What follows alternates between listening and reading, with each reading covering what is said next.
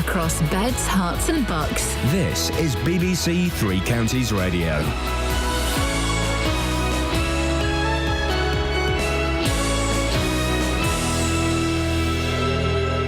It's 6 o'clock. I'm Simon Oxley. The headlines: Tories to launch election manifesto, further court action over St Albans rail freight plans, and Bletchley Park notebook auctioned for over $1 million. BBC Three Counties Radio. David Cameron will today launch the Conservative election manifesto with a promise to extend the right to buy scheme to more than 1 million housing association tenants.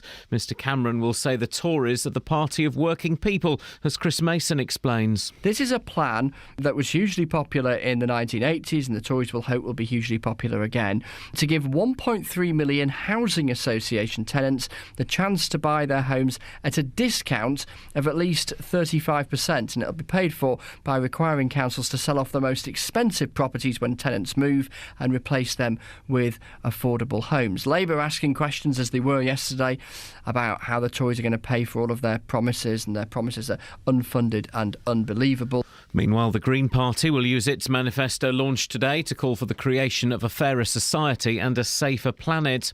St Albans District Council will take its case against a planned rail freight terminal to the Court of Appeal. The High Court rejected its latest legal challenge last month. The council is opposing development of the former Radlett Aerodrome site in Park Street.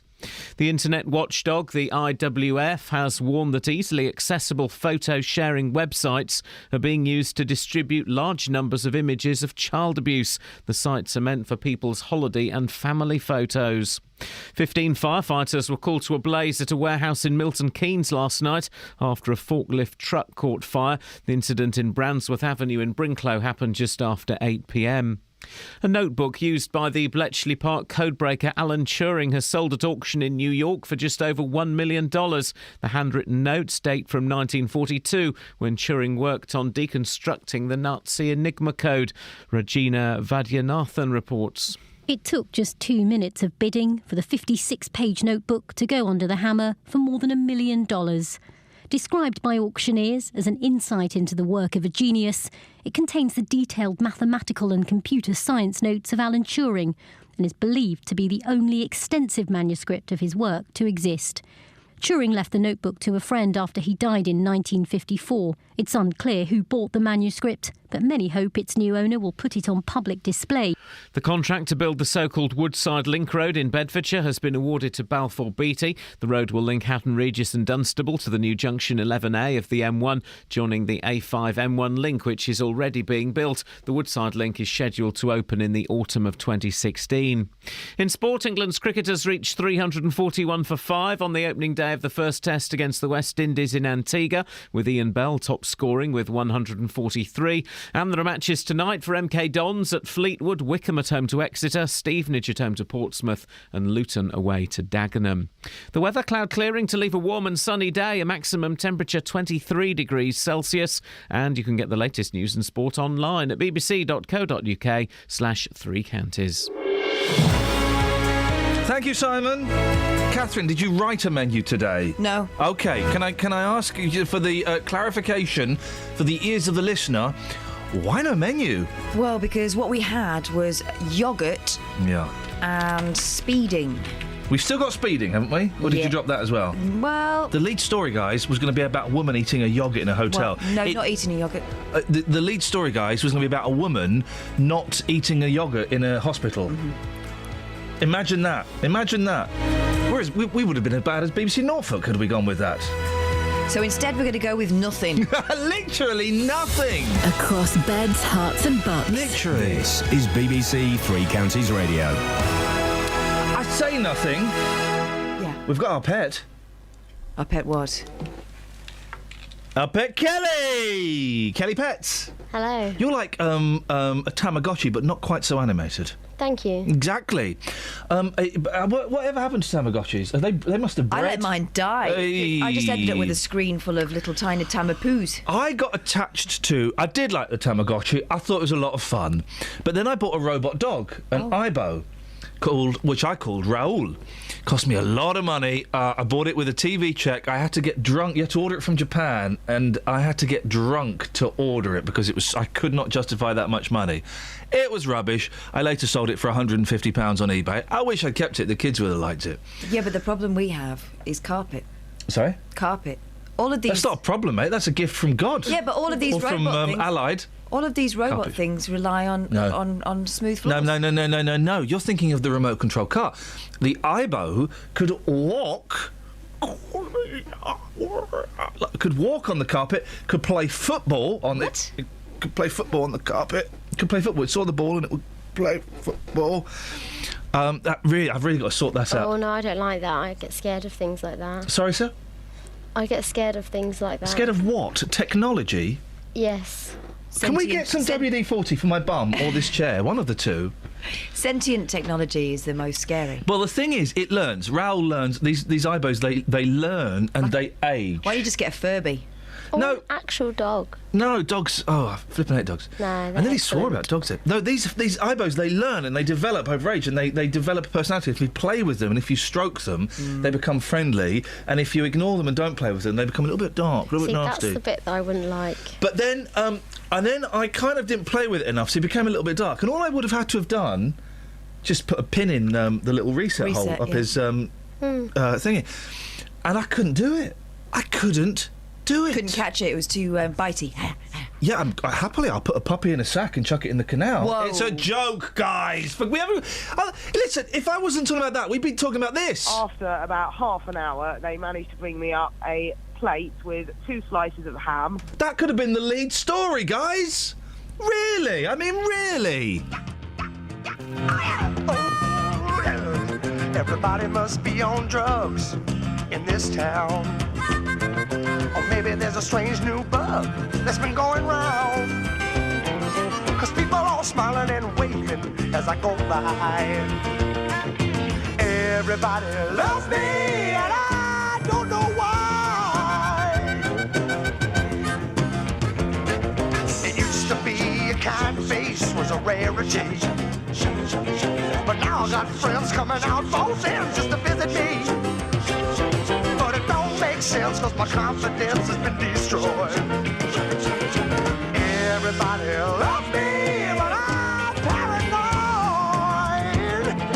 Whatever happened to the cold cruel world I used to understand? When every road was paved with wet cement. Back when if I was hanging off a cliff, you'd be walking on my hands. Somebody please tell me where all the good times went. Every time I needed something, no one ever gave me nothing, and it never failed. I'd have to sit and try to shout and write myself a letter just to get there. But now my ears are singing with the damn jingle singing on my telephone. Everybody loves me, but I'm not at home. Whatever happened to the cold cruel world I used to understand? When every road was paved with wet cement. Hey, you remember back when if I was hanging off a cliff, you'd be dancing on my hands. Somebody please tell me where all the good times were. Every time I needed something, no one ever gave me nothing, and it never failed. I had to sit right down and write myself a letter just to get mail. But now my ears all singing with the dancing and laying on my telephone. It's too late. Everybody loves me, but I'm not at home. It's paranoid. Everybody loves me. Paranoid. Everybody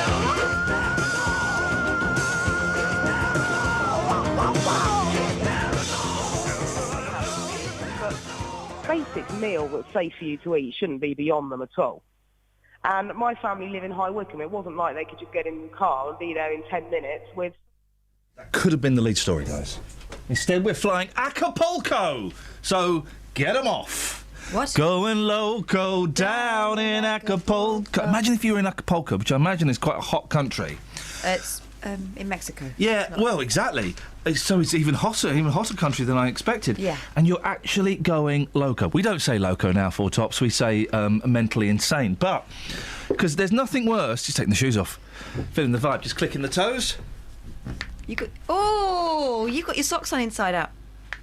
What do you mean your socks on inside out? You've got your socks on inside out. What does that mean? You're not going to feel right all day. There's no inside out with socks. They're just socks. Of course there is inside You out. are joking. I can see your seam. They're just. I'm going to go to Kelly Pets, who I'll be petting later on in the petting zoo, but I'll wash my hands afterwards.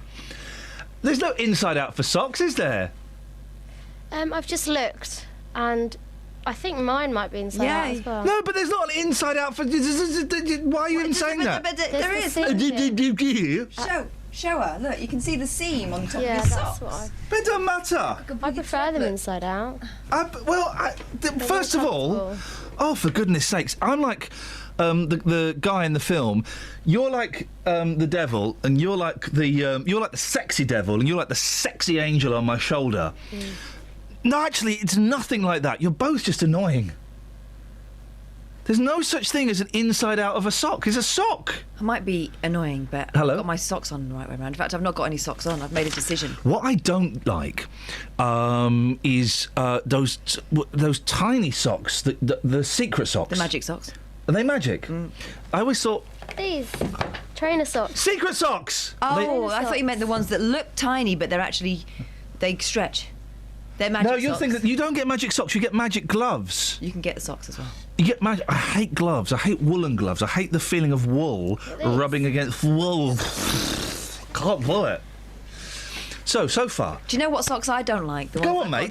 The ones that've got the actual toe. Oh, they were so wacky. I hate wet socks. What? There's nothing worse than when your socks are wet. There are if worse. If you stand in tea I really don't think there is. If you stand in tea... Yeah. I know you're tiny, Kelly, but even you would struggle to fit into a cup, wouldn't you? Let's give it a go. Today's show, Kelly Pets will be standing in a cup. Literally nothing in the show. This isn't like a cute little gag. There is nothing in the show. Our team yesterday looked and struggled to find. There's no news, and we kind of just said, well, if there's no news. No news is good news. No news is good news. It means everything is fine. Nobody is dying. All war has ended, and the election, it's gone away. Wow. It's gone away. We don't need to know any more about it. So we're just going to freestyle. And I tell you what we could get. Could you Stan Freberg died. Do you know who Stan Freberg is? No. Sorry? Nope. Dale! Oh yeah, that guy. Dale! Yeah, I do know that. Man, don't sing about spiders, man. I don't dig spiders. Can we play that? We might have it on... is all aboard down here? Oh, no, I had all aboard, but I don't think I brought it in. Did you nick it? Kelly No, Betts? I didn't nick it. It was mine. Kelly Betts, Stan Freberg, the Banana Boat song. Sure. Thank you very much indeed. He died. Oh, I used that song a lot when I was... It's a great song. When I was nursing my youngest. Why? That was the only thing that would shut her up. Dale! Not that bit. Dale! I would sing the... Hey, Mr. Tallyman, tally me banana. It's a really good song to rock babies to sleep with. Hey, man, you can't sing so loud, man. I mean, you're like, wow. I heard it the other day for the first time since I was about 7, and I was in fits. It's so good. Too loud, man. Too loud. Too loud, man. Hey, man, don't sing about spiders, man. You know, like, oh, I don't dig spiders. And as a kid, it's a brilliant song. We'll have it in a bit. As a kid, I thought that was a real recording session. I thought, isn't it funny? I haven't heard that song in 35 years. And suddenly I had exactly the same imagery in my head of like a blissed out bongo player in this weird studio. Doesn't he go out the window at one point? I knocked myself out. Okay. Like, wow, man. Yes, Kelly Betts. When did he die? About a week ago. Why? Because in the podcast, as you will hear if you download it... We don't mention Stan Freberg. No, but you sing that song. No! Ian! Oh, no! Ian, this is the curse. You need to stop doing things. I killed Stan Freberg. It's true. We're going to speak to Dealey in a bit. Dealey's been on top form. He's left his computer unlocked. That was a shame of Justin to do that. It was silly. It's a shame to do that. What have we sent Justin out on? We're going to go to the travel in a second. But what did we say? Fake tan. Apparently fake tan. Everyone's forgetting about the fake tan. They're deciding that pale is best. I felt bad because Justin came in He said, "What you got for us, boss?" He always says that. He calls us both bosses. Yeah. "What you got for us, boss?" And sometimes we'll have something for him. Sometimes we'll say, "We'll ride the news and see what happens in the first half hour." Yeah. And I went, "People don't like fake tans anymore." His face, because Justin is orange. Yeah. I mean, his skin is ginger, isn't it? Yeah. His face. What do you mean, boss? People don't like fake. What is this? He got quite upset and offended. But so we're going to hear from him in a few minutes. I'm expecting a very personal insight, and I'm expecting a journey. Yeah. I don't know what Justin Dealey's original colour is. Travel news for beds, cards, and bugs. BBC Three Counties Radio. No problems reported out on the roads. On the trains, though, on London Midland, there's a reduced service between Bedford and Bletchley. It's because a train's broken down, so some services are being cancelled and replaced by buses. On Virgin Trains East Coast, some disruption between Peterborough and Stevenage. That's because some overrunning engineering works, so trains might be delayed or cancelled at short notice. From Luton Airport, flights to and from France are expected to run as normal today. The industrial action planned by the air traffic controllers there has been cancelled. Tom Watts, BBC Three Counties Radio. Tom, thank you, man. I love it. Loving it, man. I don't know who that guy is, but I'm totally loving his style. He's got strong style, hasn't he? There's something about Tom Watts. You know there's something about you. My favourite joke that I made up that no one gets. There's a pop singer. There's a singer, Tom Waits. Yeah. Tom Waits for No Man. Oh, I did that. That's good, isn't it? It goes over the head of most people, I think. 6:16. These are your news headlines. David Cameron will today launch the Conservative Election Manifesto with a promise to extend the right to buy scheme. St Albans District Council will take its case against a planned rail freight terminal to the Court of Appeal.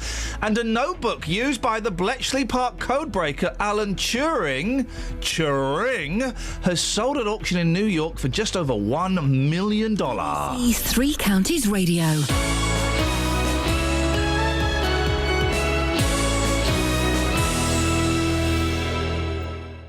Friday, June the 5th is the first ever BBC Music Day, aiming to bring people together across the UK through their love of music. As part of the day, we're searching for local unsung heroes. Do you know someone who's giving a big musical contribution to their community? From supporting young musicians to leading a choir, anyone who's making a lasting difference in your area through music could be one of the 5 heroes chosen to receive a VIP invite to a major BBC music event. Nominations for the BBC Music Day Local Unsung Heroes close on April the 24th. To find out more, search online for BBC Music Day.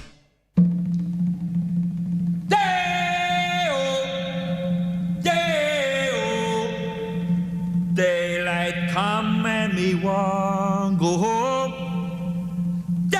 Wow, man, I'll have to ask you not to shout like that. Well, it's like right in my ear, man. Well, it goes with the song. Yeah, but don't holler in my ear, well, man. it's authentic calypso. Yeah, but like shout. I stand next to me, man. Well, the shout go with the bongo drums. Well, not my bongo drums, man. I mean, move away. Well, like. I don't see why... No. Stand over next to the guitar, man.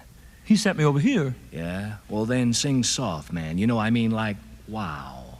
Okay. It's too loud, man. Day. That's better. He's a day, he's a day, he's a day, he's a day, he's a day, oh. Daylight come and me want go home. Yeah, man. Who work all night and a drink of rum. Daylight come and me want go home. Stack banana till the morning come. Daylight come and we want go home. Lift 6 foot, 7 foot, 8 Hold it, foot man. bunch. Daylight Too loud, man. Too loud. 6 foot, 7 Hold it, foot, man. 8 Hold it, foot man. bunch. Daylight My ears, like my ears. No, hold it, man. It's too shrill, man. It's too piercing. Well, I don't see why. No, it's too piercing, Can't, man. It's too piercing. Well, I got to do the shout. No, man, it's too piercing. Like I don't dig loud noises. Well, you ruined the whole Piercing. record is what you do. Yeah, well, tough. I'll take my bongos and go, man, because the whole thing is like bugging me anyhow. Yeah, well, wait a minute. I won't No, shout. I'm cutting, no, man, no. like I didn't want to make this gig in the first place. No, wait a minute. I'll be soft. Yeah? Well, then back off from me, man. It's too piercing. Okay? How's this? Too loud, man. Okay. too loud, man. I can still hear you. Would you mind leaving the room? Okay.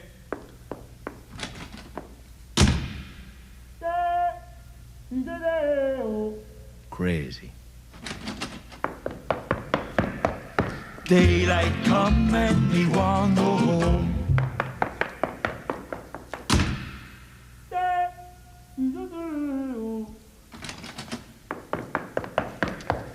Daylight come and me want go home. A beautiful bunch of ripe banana. Daylight come and me want go home. Hide the deadly black tarantula. Daylight Oh, man, come. don't sing about spiders. I mean, ooh, Well- like I don't dig spiders. Well, that's how the song goes. He goes, hide the deadly black tarantula. Daylight come and they won't go home. Is that it? Can I leave now? Oh, not yet. We got a big finish.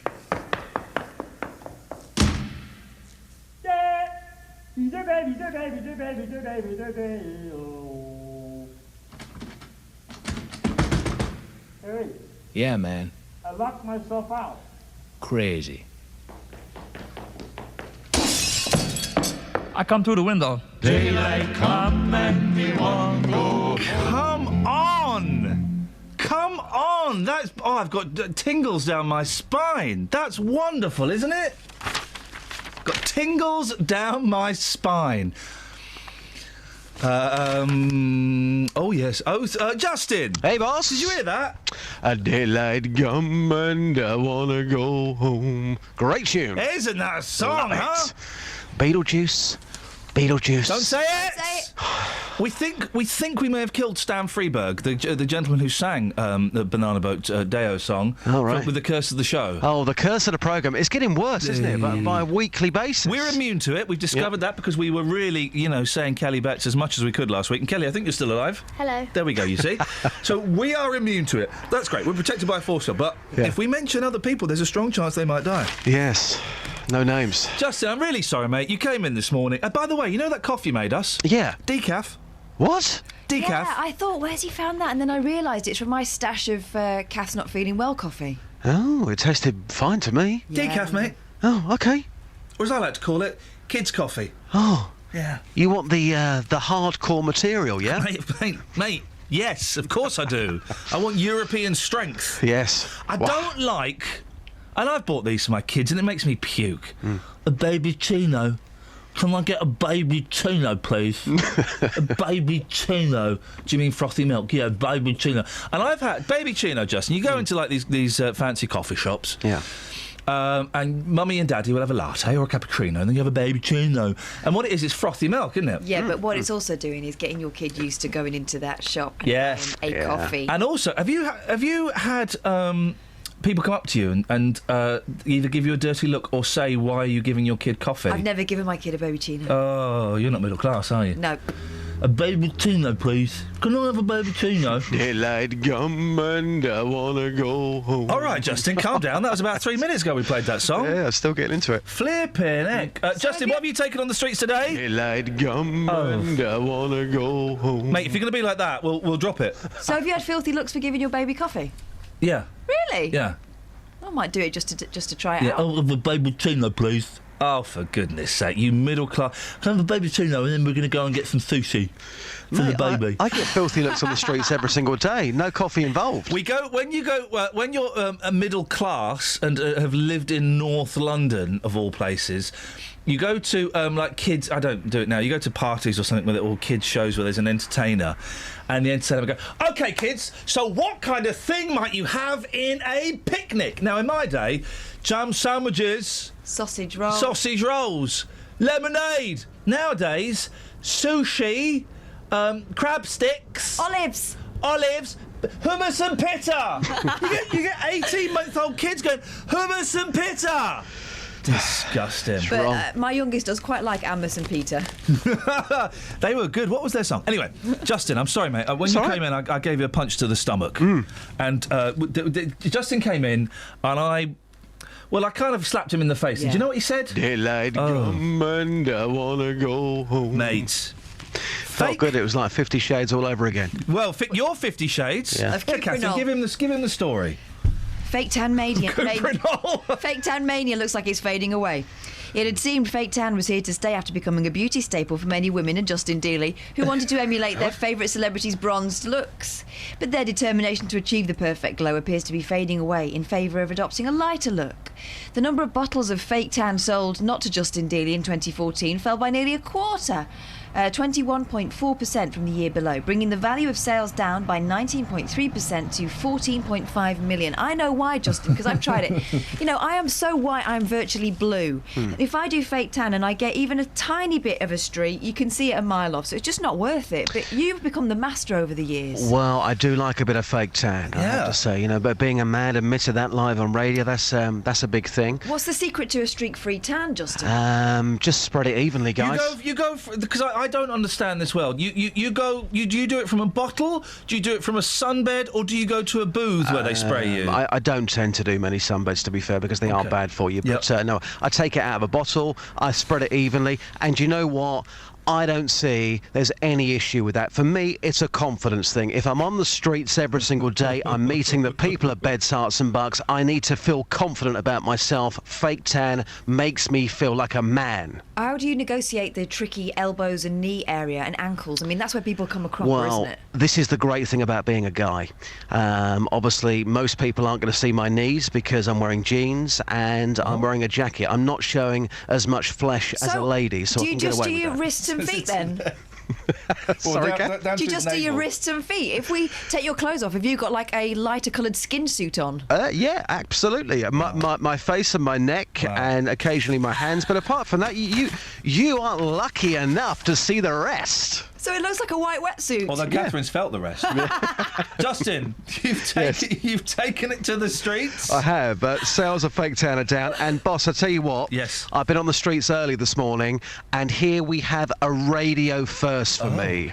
Working in the business now for 20 years or so, I've never done this before. Here we have a street report, and on the streets this morning there was a busker. There was a busker on the streets of Luton. 6 in the morning? At 6 in the morning. So here we have a mix of people's opinions on fake tan with a busker in between various voices. Are you ready for this? Oh, boss, yes. Here we go.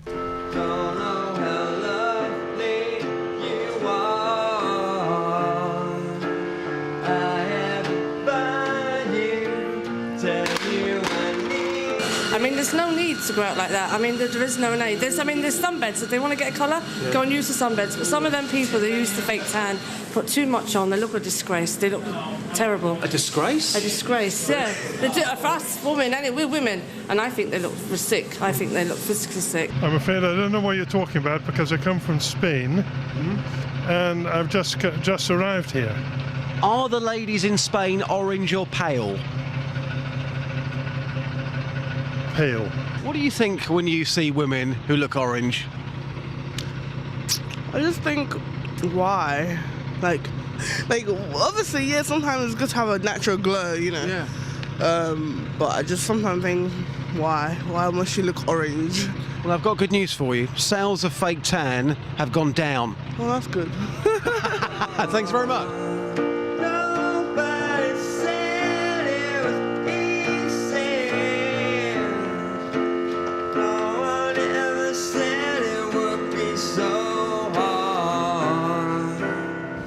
Have they got something better to spend their money on?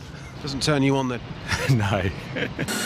Well, my dad's really strict on fake tan, so he tells me if I look orange or not, and he tells me to go have a wash, so I think I get it right. But on the whole, it's just a confidence thing for you. When you go out, when you socialise, if you feel more tanned, you feel more confident. Yeah.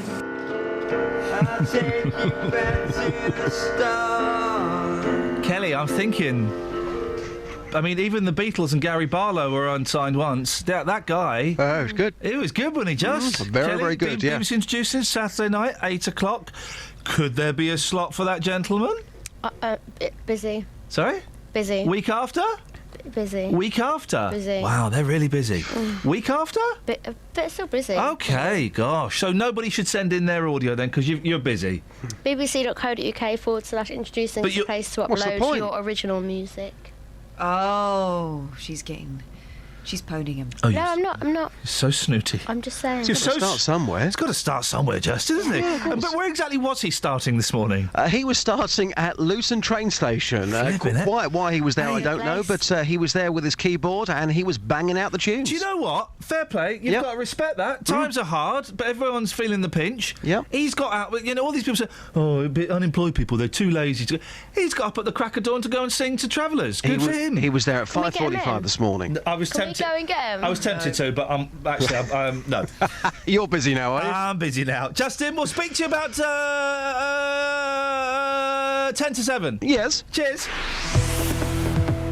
Travel news for beds, cards and bugs. BBC Three Counties Radio. Still looking good out there on the roads. On the trains, though, problems on London Midland. A reduced service between Bedford and Bletchley because of a broken down train. Now, looking on the departure boards, a few services have been cancelled. They'll be replaced by buses. On Virgin Trains East Coast, some disruption between Peterborough and Stevenage. That's because some engineering overran this morning, so some short notice delays or cancellations are possible there. And from Luton Airport, flights to and from France are running as normal today. The French air traffic control strike, which was due to happen, has been called off. I'm Tom Watts, BBC Three Counties Radio. Across beds, hearts and bugs. This is BBC Three Counties Radio.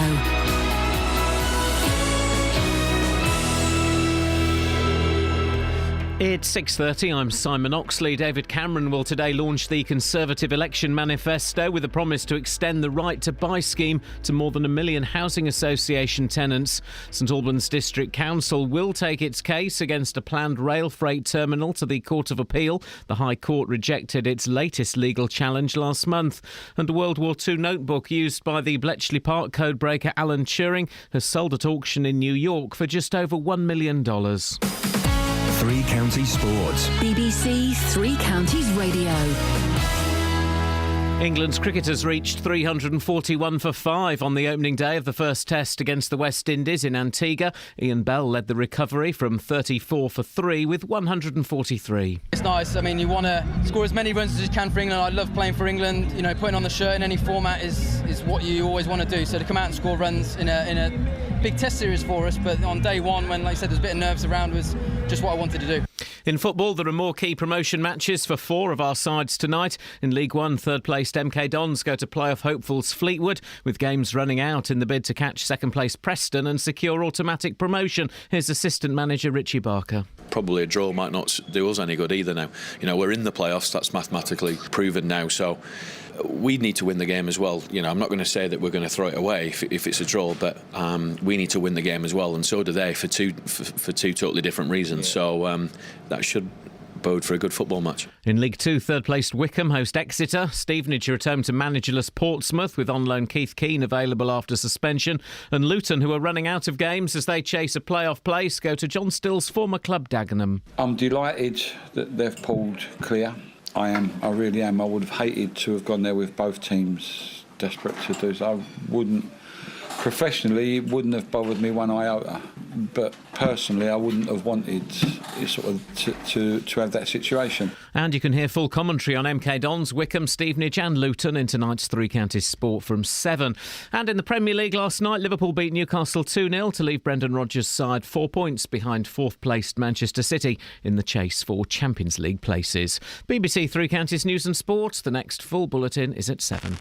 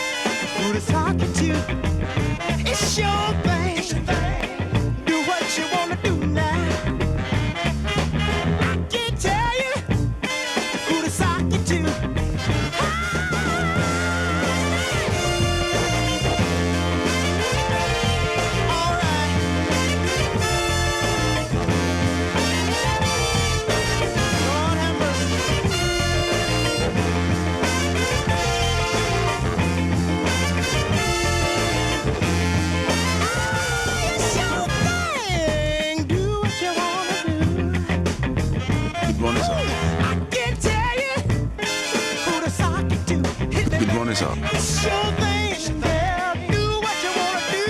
With runners up. I can't tell you who to sock it to. I'm not trying to run your life. I know you wanna do what's right. I'll give your love, girl, to whoever you choose. How can you lose with the stuff you use now? It's your thing. Do what you wanna do. I can tell you who to sock it to. It's your thing, girl. Do what you wanna do. Don't let me tell you who to sock it to. Let me hear you say it's my thing. I do what I wanna do.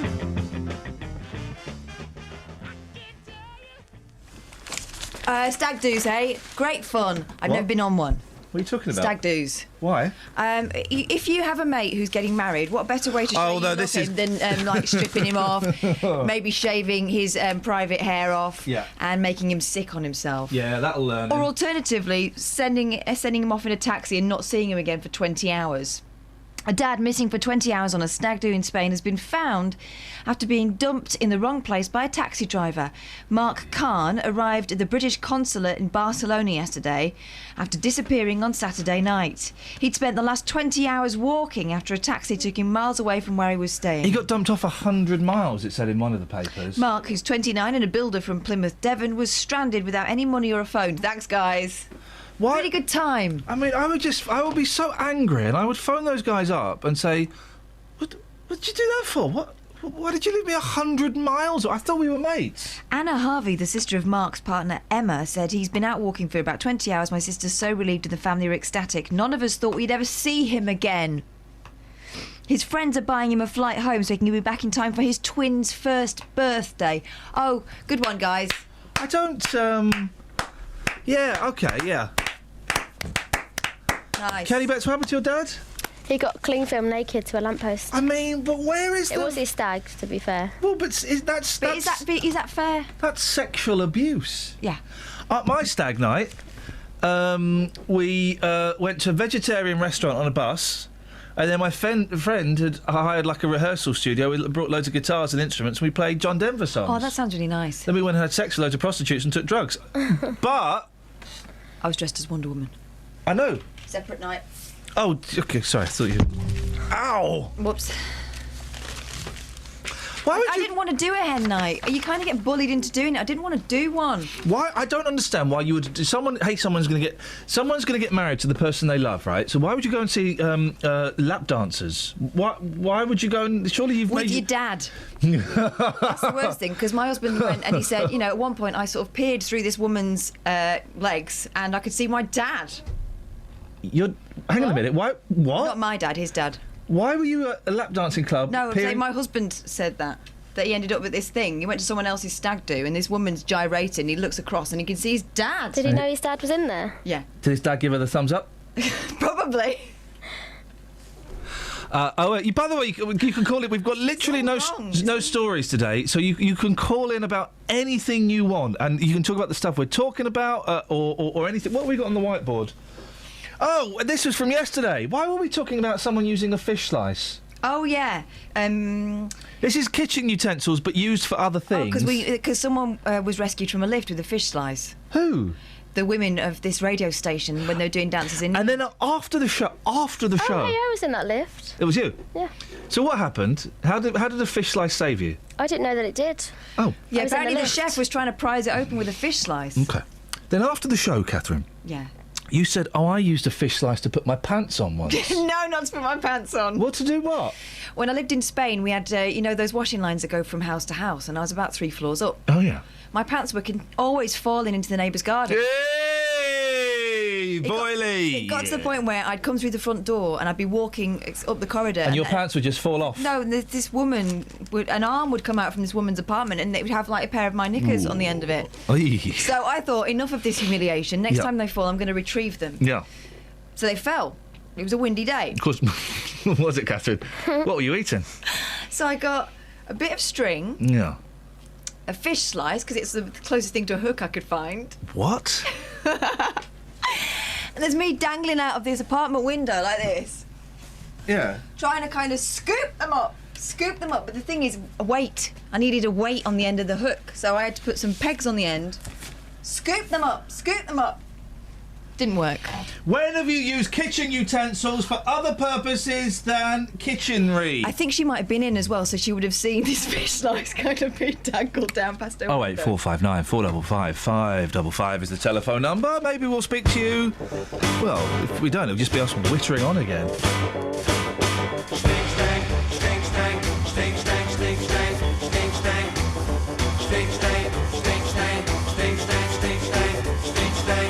Well, I made some money and I'm feeling good. Sting, stang, sting, stang. Found a honey and I think she would. Sting, stang, sting, stang. Well, I'm moving up from a great big down. Sting, stang, sting, stang. And the way I feel like this sound.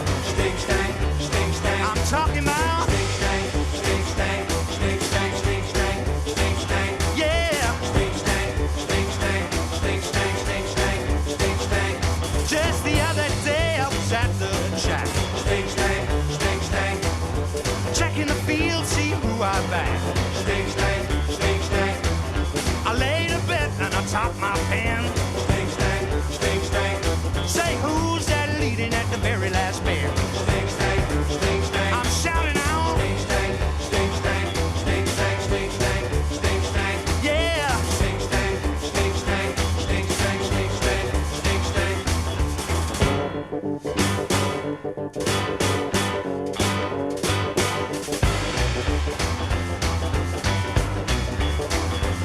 Don't bring me no Ferguson, I don't need sting, stang, sting, stang. 'Cause I feel better than a stinging bee. Sting, stang, sting, stang. I work the day and I love the night.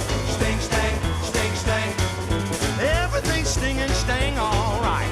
Sting, stang, sting, stang, sting, stang, sting, stang, sting, stang. Yeah. Sting, stang, sting, stang, sting, stang, sting, stang, sting, stang.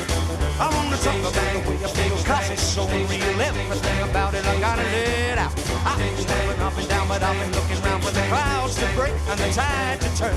I made some money, I found the honey, and I'm feeling funny for the very first time. I can't take it on the chin, 'cause the mood I'm in is swinging one this time. Sting, sting, sting, sting, sting, sting, sting, sting.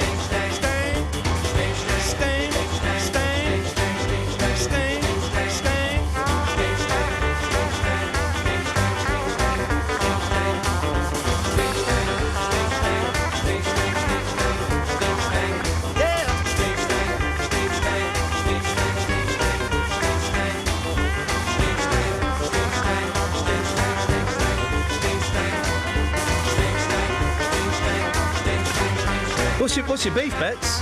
What's that song called? Sting Stang. And what's the sting stang? Listen. Here we go. You got it? Oh, yeah. Yeah, thank you. Thank you very much indeed.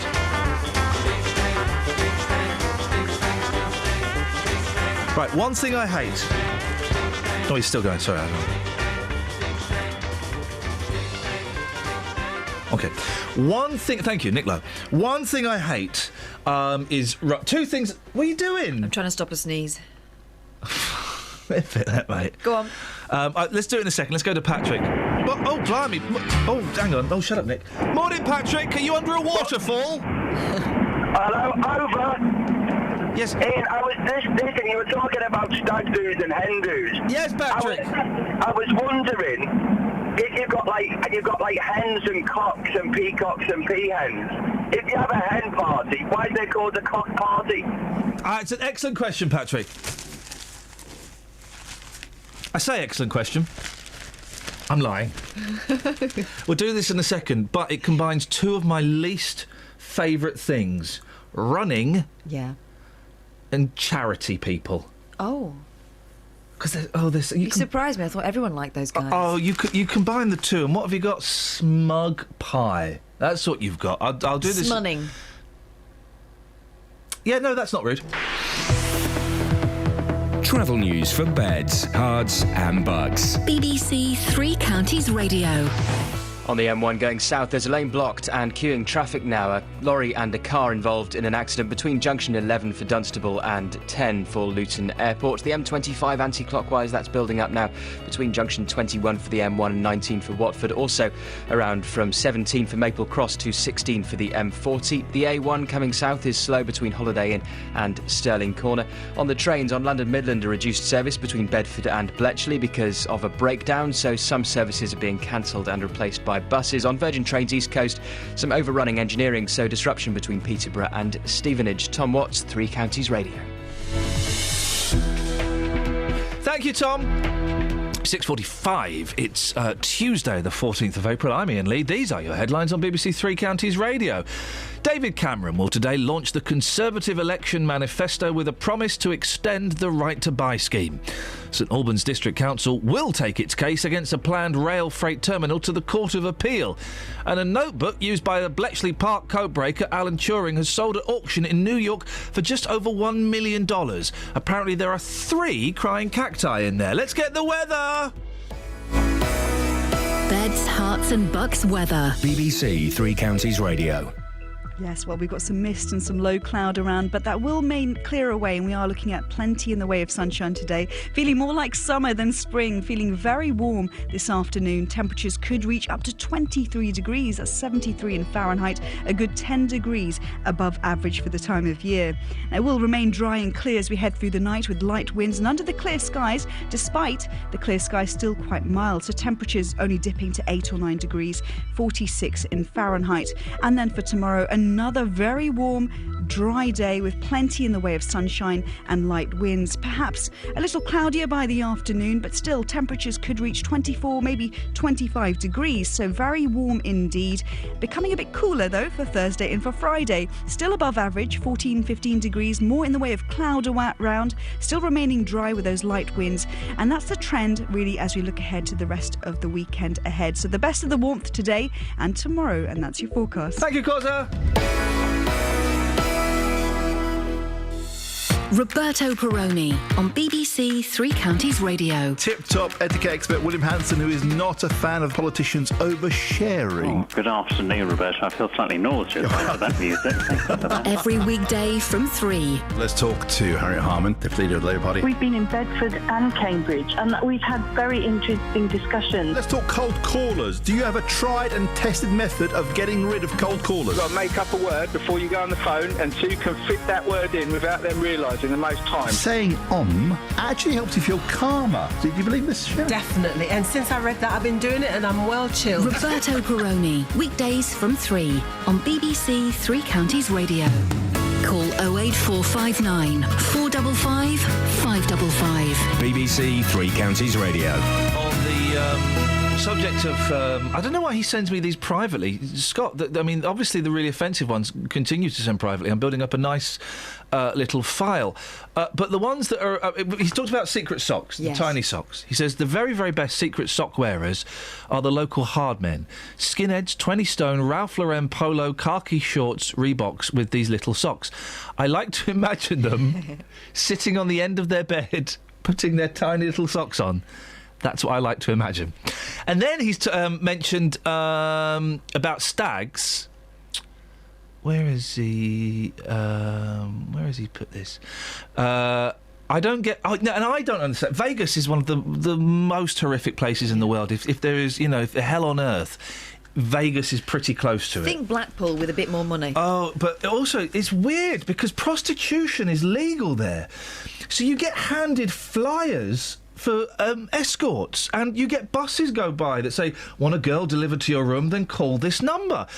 And the time I went there was for work, and it was... I wasn't enjoying the job. The whole thing was heartbreaking. And we stayed in this weird, one of the cheaper hotels that's made to look like a medieval castle. Oh, Camelot. Yeah, and it's weird. The only saving grace about Vegas was I went to see the Beatles show, Love, and it blew my mind. I was in tears watching it. The rest of it, it's awful. Oh, we went to Hooters. The one and only time I've been to Hooters, right? Hooters, it's basically big busted women in tight tops and tight little hot pants. Serving beer. I was the only one that got served by a bloke. I got served by a bloke in Hooters. You got the heater. I went to Vegas and there were 4 of us girls in one room, right? Yeah. And we were off the... That's what I paid for. I think we might have been... I think we might have been a misplaced order. We were off the strip. We were staying in this thing called the Super 8 Motel. All right. I mean, it was grubby by even Vegas standards. Yeah. It felt like, you know, in those American movies when they go on the run and they stay in motels and they all get, like, normally popped off one by one and not in a good way. Did you get popped off? Yeah. No, we didn't. We survived. But it was a grubby experience. And the thing is, it's a really horrible heat. Because you're in the middle of the desert. Also, you're in the desert. Apart from that main road, that's it. Yeah. That's it. That is it. Yeah, there's that strip, and then there's, like, you know, where the people who work there live is out on the edge. Anyway, Scott says, I don't get people that go to Vegas. How can an entire group of friends all be able to go to Vegas for a stag do? I think he's jealous there because they've got money. That means they can afford to do that. Snuffers is on the line. Morning, Snuffers. Morning, how are you? I'm all right, fella. What you got? It's just I hate stag do's. I really hate it. It all came from my own stag do. I thought it was absolutely awful. What happened at yours that was so bad? What, you married your wife shortly after? Yeah, no, I mean, that was the only saving grace of it, really. I mean, it was all my brother's fault, to be honest, but, I mean, he doesn't listen to this, so I can slag him off. Snuffers, you sound right dour today. What's your beef, mate? No, I'm fine. I got out of bed a bit late, so I'm just playing catch-up the rest of the day, really. So what happened on your stag do that was so bad? Well, basically, it was in Watford. That was the first problem, and we were playing football, and we were basically playing a game where if someone scored with their left foot, I had to take a piece of clothing off. And if I scored with my left foot, I could put a piece of clothing back on. Flipping hell. Why do men, when they're getting married, want to celebrate taking their clothes off and flirting with homosexuality?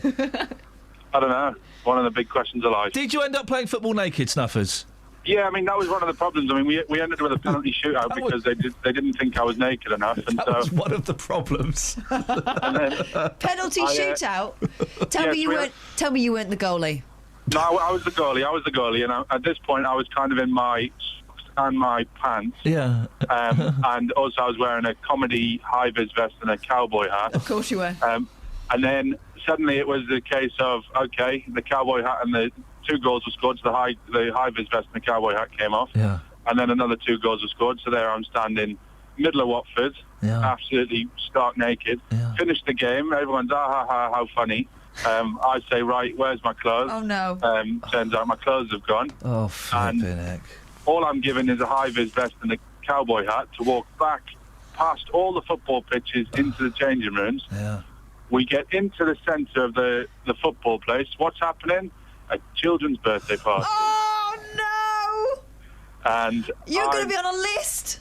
I know. And I work for a charity and everything. And I had a cowboy hat covering my bits and basically my high-vis vest covering my bum. And honestly, it was put a high-vis vest over your bum so that people don't stare at it. Yeah. How do you... I mean, are you friends with your brother as a result? Because I would be furious if... And my friends would know not to try that with me. I was livid. I was absolutely livid. I was just in a foul mood the rest of the day. And it was... Yeah. I mean, I got my brother back. I mean, there was no nakedness involved, but we basically we dressed him in 2 metal bins in the middle of a driving range. Oh, what? And everyone shot golf balls at him? And 5 golf balls at him. Beautiful. Snuffers, you just made the podcast. I know that for a fact. Thank you, Snuffers. It's horrific. Is this why you're putting off getting married, just because you don't fancy the stag? Well, I'm going on a stag do to a very classy location. Okay. In about 2 months, going to Benidorm with the boys. But Snuffers there, what's his beef? If you're going to go on to a stag do, what do you expect? No, you expect your friends to... And by the way, and you can call in with your stories if you want. It's not just stag do's. Hen do's are just as... But the number of times I've been out, when I was a little bit more recognisable because I was doing stuff on TV, I'd be out, if there was a hen night and it would be fat, horrible women with tattooed legs and horny devil horns on and learner plates on and marital aids strapped to them. Oh, my mate has bet me a Bacardi Breezer that I can't get you in the toilet and give you a... I said, well, yeah, you're not gonna now. Jog on, love. And they want to latch on to you. I was like, right, we're going round. She's getting married, right, because she loves them so much. She's going to try and find out how many blokes she can snog in one night. It was 4 weeks ago. Disgusting. I was in a bar 4 weeks ago. Don't ever do it, Kelly.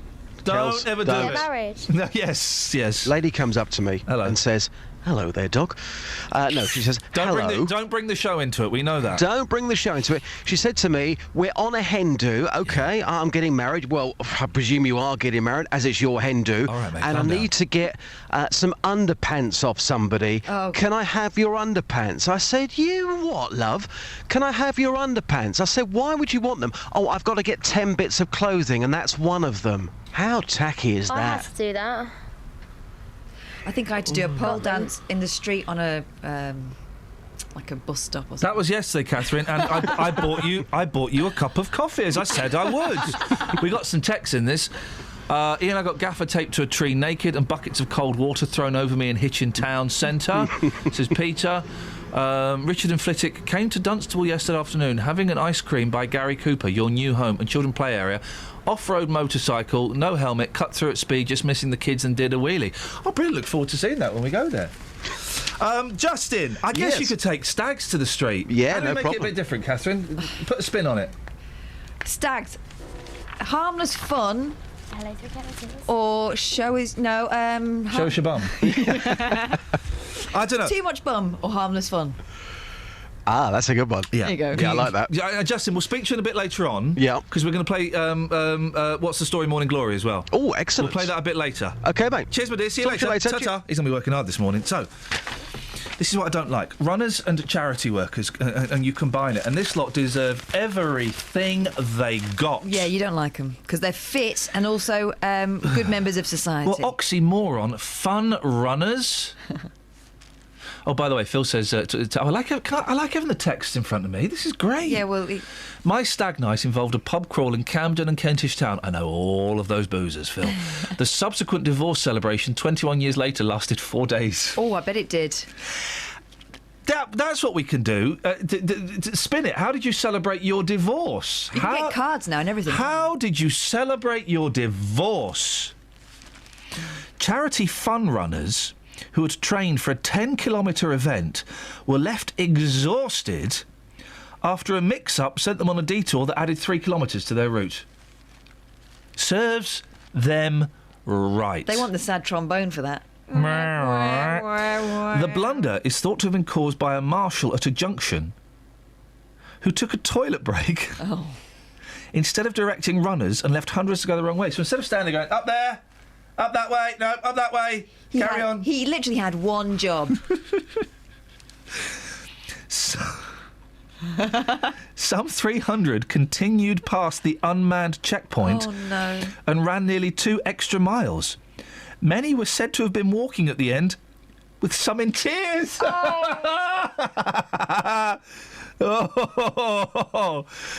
The rest of the 900 competitors raising money for the British Heart Foundation followed the right route. Bournemouth Borough Council, which organised the fun run, apologised. Some were in tears. I don't get... Sometimes we get up early on a Sunday and we take the kids out for a walk through the woods or something, 'cause if the weather's not... And there are people there running, and there are mums running with, like, sports buggies pushing their baby. Oh, it's horrible. I hate it. I can't run. I can only run if I'm late for something or someone's chasing me. We do that funny run across the road. If we're going across the road and a car comes, you kind of do a bit of a jog, but it's not actually moving any faster, and then you stop, you carry on walking. You're doing the running arms, but your legs are going in the normal... 08459 455 555. Travel news for beds, cards and bugs. BBC Three Counties Radio. Queuing traffic on the M1 going south. There's a lane closed because of an accident between junction 11 for Dunstable and 10 for Luton Airport. The M25 going anti-clockwise. That's heavy from junction 21 for the M1 around to 19 for Watford. Also building up from 17 at Maple Cross to 15 for the M4. The A5 going south, that's slow between Lynch Hill and the M1 at Redbourne. Boreham Wood on the A1 going south, they're queuing between Holiday Inn and Stirling Corner. On the trains, London Midland, a reduced service between Bedford and Bletchley because of a broken down train earlier. Some cancellations, and the Circle Line suspended. Tom Watts, BBC Three Counties Radio. Thank you, Tom. So your stag and hen do nightmares.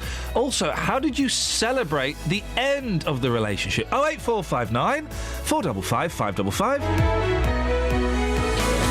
Local and vocal across beds, hearts and bucks. This is BBC Three Counties Radio.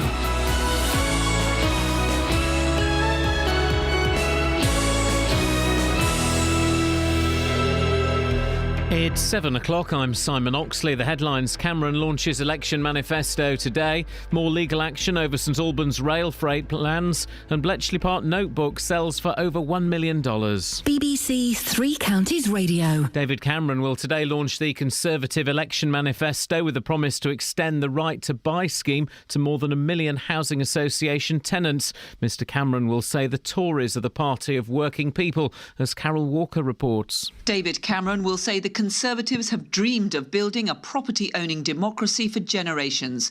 He'll say a future Conservative government would extend the right to buy scheme, which was hugely popular when it was first launched by Margaret Thatcher in 1980. The Tory manifesto will include a plan to give 1.3 million housing association tenants the chance to buy their homes at a discount of at least 35%. It will be paid for by requiring councils to sell off their most expensive properties when tenants move and replace them with affordable homes. St Albans District Council will take its case against a planned rail freight terminal to the Court of Appeal. The High Court rejected its latest legal challenge last month. The council is opposing development of the former Radlett Aerodrome site in Park Street. The internet watchdog, the IWF, has warned that easily accessible photo-sharing websites are being used to distribute large numbers of images of child abuse. The sites are meant for people's holiday and family photos. 15 firefighters were called to a blaze at a warehouse in Milton Keynes last night after a forklift truck caught fire. The incident in Brandsworth Avenue in Brinklow happened just after 8 p.m. A notebook used by the Bletchley Park codebreaker Alan Turing is sold at auction in New York for just over $1 million. The handwritten notes date from 1942, when Turing worked on deconstructing the German Enigma code. Regina Vadianathan reports. It took just 2 minutes of bidding for the 56-page notebook to go under the hammer for more than $1 million. Described by auctioneers as an insight into the work of a genius, it contains the detailed mathematical and computer science notes of Alan Turing and is believed to be the only extensive manuscript of his work to exist. Turing left the notebook to a friend after he died in 1954. It's unclear who bought the manuscript, but many hope its new owner will put it on public display. The contract to build the so-called Woodside Link Road in Bedfordshire has been awarded to Balfour Beatty. The road will link Hatton Regis and Dunstable to the new junction 11A of the M1, joining the A5-M1 link, which is already being built. The Woodside Link is scheduled to open in the autumn of 2016. In sport, England's cricketers reached 341 for 5 on the opening day of the first test against the West Indies in Antigua, with Ian Bell top scoring with 143. And there are matches tonight for MK Dons at Fleetwood, Wickham at home to Exeter, Stevenage at home to Portsmouth and Luton away to Dagenham.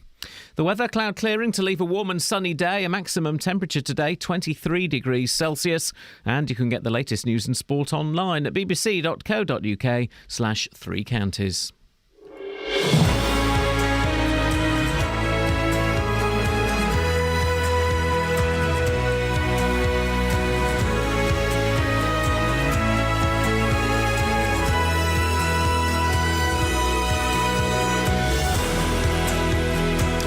Thank you, Simon. Iain Lee, BBC Three Counties Radio. Let's not mess around. Let's get straight into it. Across beds, hearts and Let's get straight into This is BBC Three Counties Radio. No news.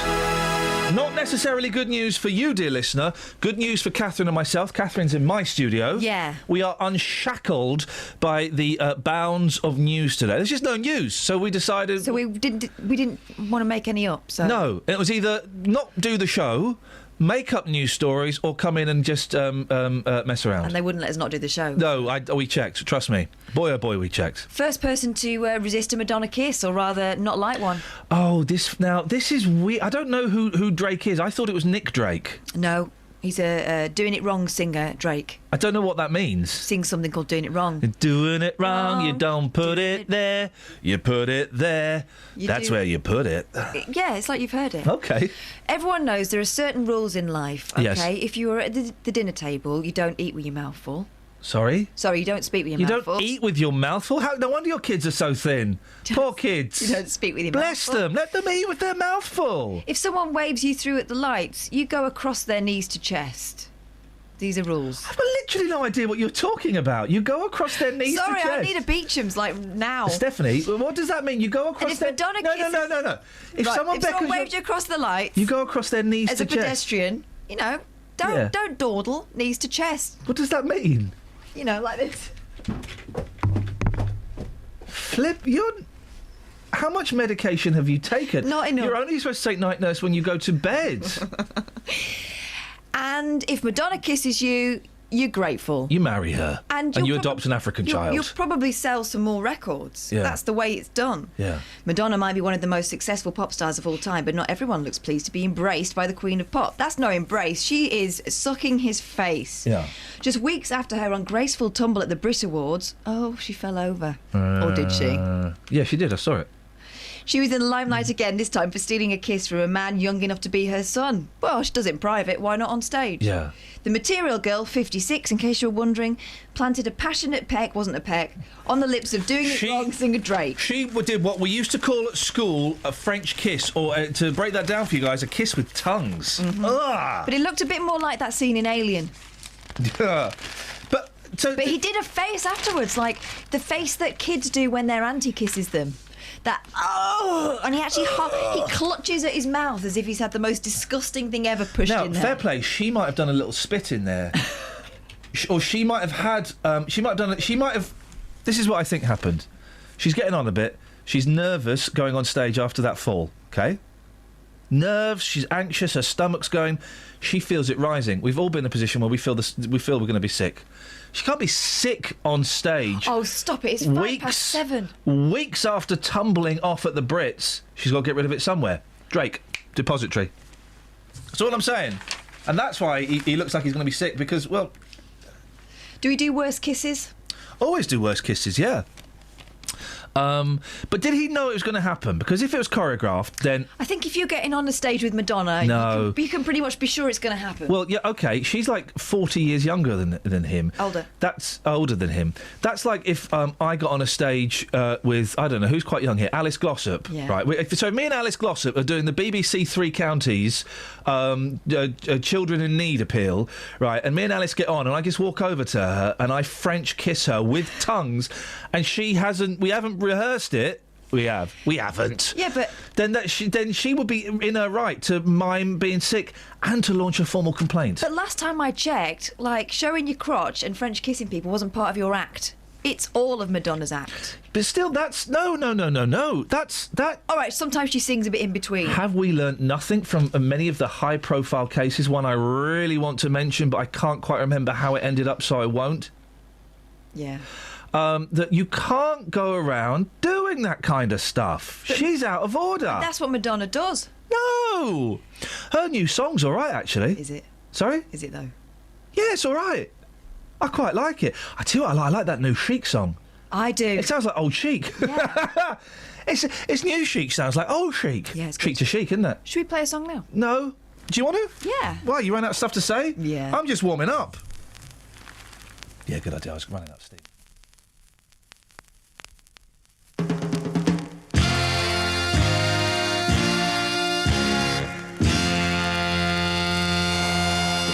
You're sweeter than the honey that the bees make. So, sister, you're brown sugar. Sweeter than the icing on the best cake. So, sister, you're brown sugar. I was in the dark, but now I see what was always in front of me. I was always proud, but now I'm saying it loud. Keep on giving it to me. Love and affection to the bone, to the bone. So, sister, you're brown sugar. Keep on socking it to me all night long. So, sister, you're brown sugar.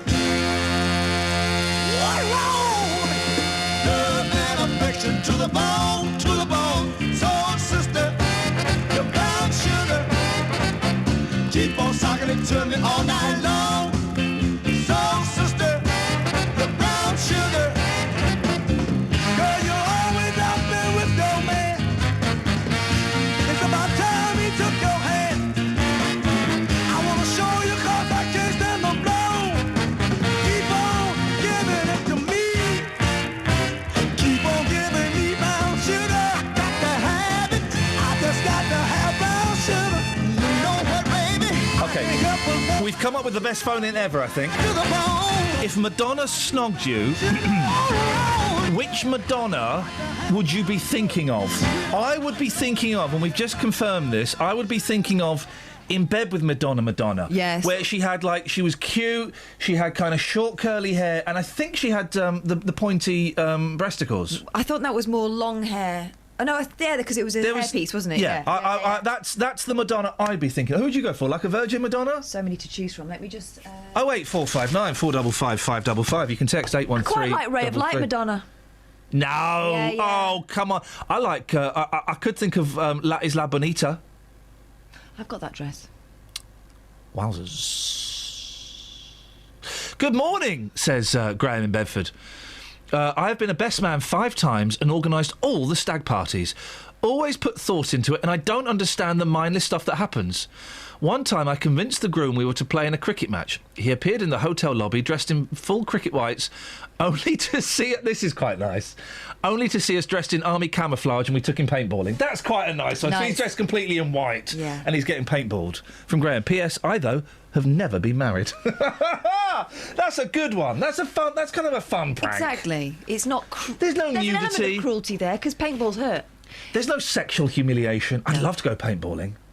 We've kind of missed the paintball. I used to love Quasar. I love Quasar. Serious fun with a laser gun.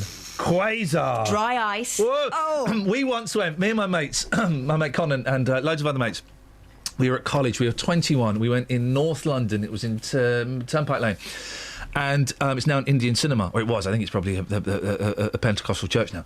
Thank you, Kelly, and we turned up, right, and we didn't have quite enough to take a full game, so we had to split the game with someone. Yeah. 12-year-old's birthday party. So it was brilliant. Honestly, it was the most fun. It was us, a load of blokes in our early 20s. I think we were probably drunk or something. Versus a load of 12-year-olds. Who won? The kids. But we were you're allowed to take your own music. And we had, I think, the Star Wars music. It was flipping brilliant. They wouldn't allow that now, a load of 20-year-olds to shoot guns at kids. They wouldn't. Political wrongness gone correct. Political madness. Oh, what is it? I think it's just gone politically correct. That's the one. That's the one. By the way... Good morning, sir. Good morning to you too. We also want your divorce celebrations as well. Yeah, because sometimes it's the end of the relationship that's the one that you want to party about. 08459 455 555. Jill, who's a regular contributor to the show, when my hubby heard which Madonna would it be, he said, the fallen Madonna with the big boobies. That was Madonna at the Brits, wasn't it? Oh! Oh, that's a good one. Phil says, I would think of Justin in a comb bra. If that doesn't kill the moment, nothing will. I don't think we're trying to kill the moment. 08459 455 555. Kelly, if you had to snog Madonna, which Madonna would you be thinking of? 1980s. So like a Virgin stuff? Yeah. That was kind of... she was dressed in she used to smoke then. She was dressed in a lace curtain, wasn't she? On a boat. Highly flammable. Yeah. I quite like the blonde ambition thing. I think I'm there. 08459 455 555 is the telephone number if you want to give us a call. Grand find. Oh, we'll do it in a minute. Look, blimey, we thought we wouldn't fill the show. I've got more stuff than we need for the show. We'll do this in a minute. We'll play Truth or Dare. Most of you guys won't know what that is. Not Truth or Dare, that's the Madonna film. We'll play What's the Story, Morning Glory. Yes. Most of you won't know this because you don't listen to the great lost first hour of the show. 08459 455 555. Or you can text 81333. Start your text 3CR. Let's get the trav. Travel news for beds, cards and bugs. BBC Three Counties Radio. On the M1 going south between junction 11 for Dunstable and 10 for Luton Airport, still a lane closed because of an accident, queuing traffic from Toddington services. On the M25 anti-clockwise, it's heavy between junction 21 for the M1 and 19 for Watford. Also between 17 for Maple Cross and 16 for the M40. In Cheshunt going south on the A10, that's building up between the Great Cambridge Road at Turnford and the M25 at Enfield. Also on the A1 at Borehamwood going south, queuing into Holiday Inn from and Stirling Corner. On London Midland, a reduced service between Bedford and Bletchley, and the Circle Line is suspended because of a signal failure. I'm Tom Watts, BBC Three Counties Radio. Thank you, Tom. 7:15. It's Tuesday, the 14th of April. I'm Iain Lee. These are your headlines on BBC Three Counties Radio. David Cameron will today launch the Conservative Election Manifesto with a promise to extend the right to buy scheme. St Albans District Council will take its case against the planned rail freight terminal to the Court of Appeal. And a notebook used by the Bletchley Park codebreaker Alan Turing has sold at auction in New York for just over $1 million. BBC Three Counties Radio.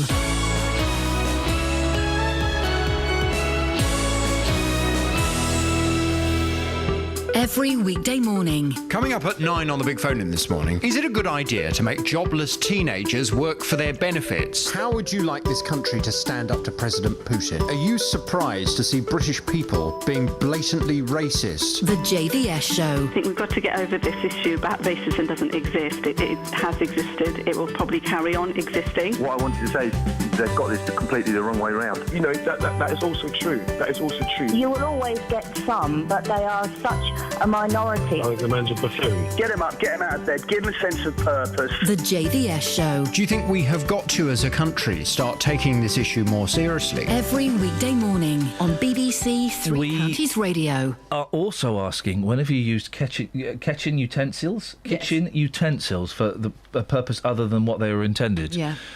David says on Twitter, I used 2 fish slices as tyre levers to change a bike tyre before. You should be using teaspoons.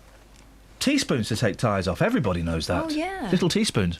And Claire says, I'd go for the Evita Madonna. No one goes for the Evita Madonna. She likes the old-fashioned look. She's too buttoned up. Dr. Watts! Yes? What you got for us, boss? Good morning. It's got to be tablespoons, number one, for tyres. Yeah, tablespoons. Yeah, that's what I meant, not teaspoons. Thank you, Dr. Watts. Hey, I found a new spoon in my drawer. Oh, yeah. It's like a dessert spoon, but it's massive. Oh.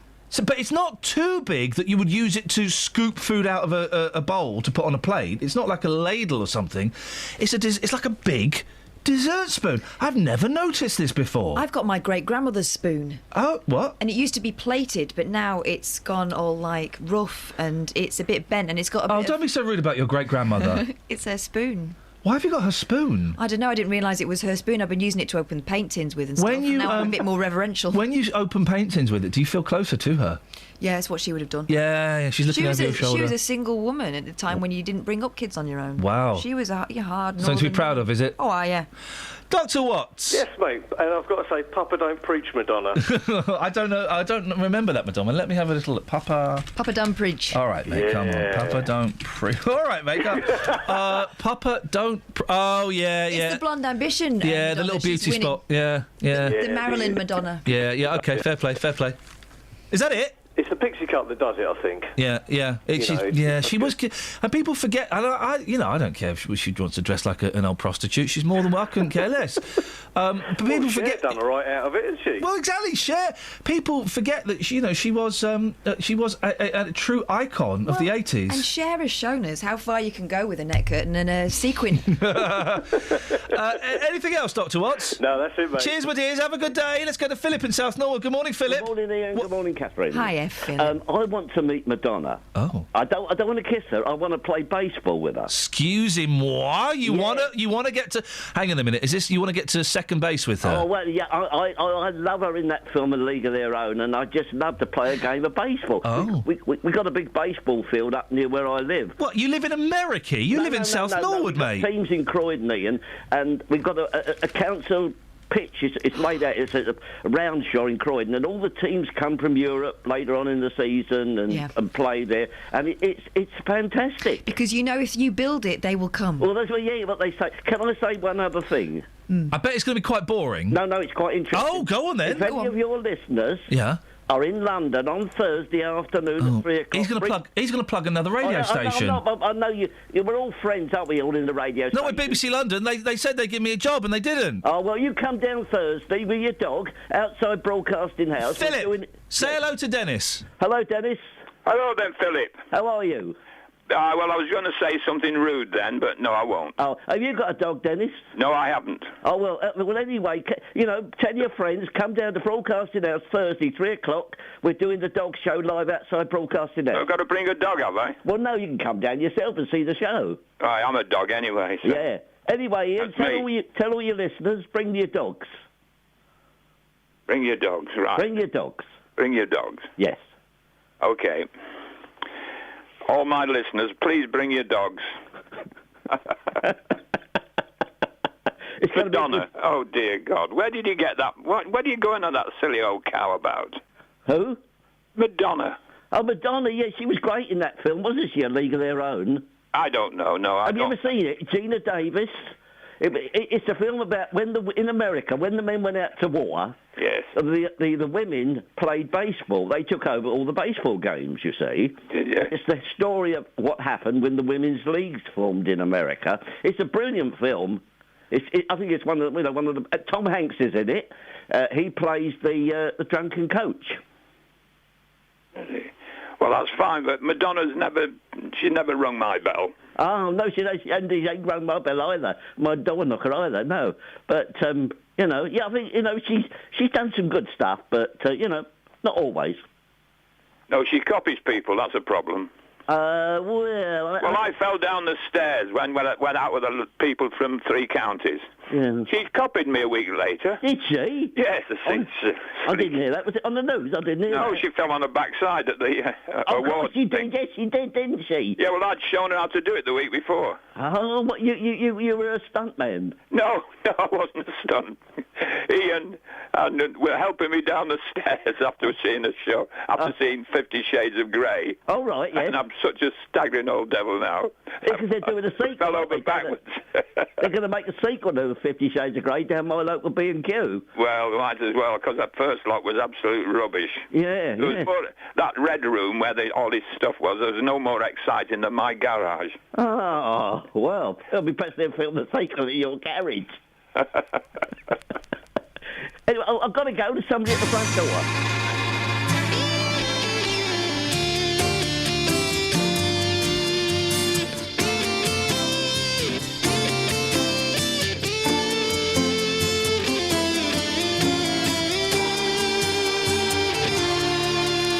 There's a man who plays the game of life so well. Ooh, there's such a man. His thoughts you can never tell. Ooh, and it's just the way he thought it would be. 'Cause the day has come for him to be free. Then he laughs, he kicks, then rolls up his sleeves. I'm alive and I'm here forever. This is the man.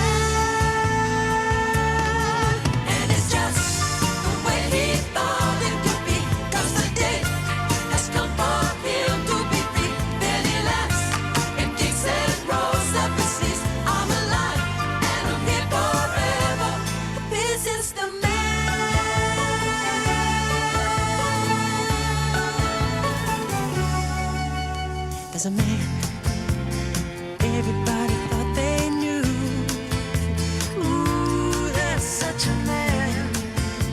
He's not like me and you. Ooh, and it's just the way she thought it would be. As he says, something has happened to me. And he laughs, he kicks and rolls up his sleeves. I'm alive and I'm here forever. This is the man.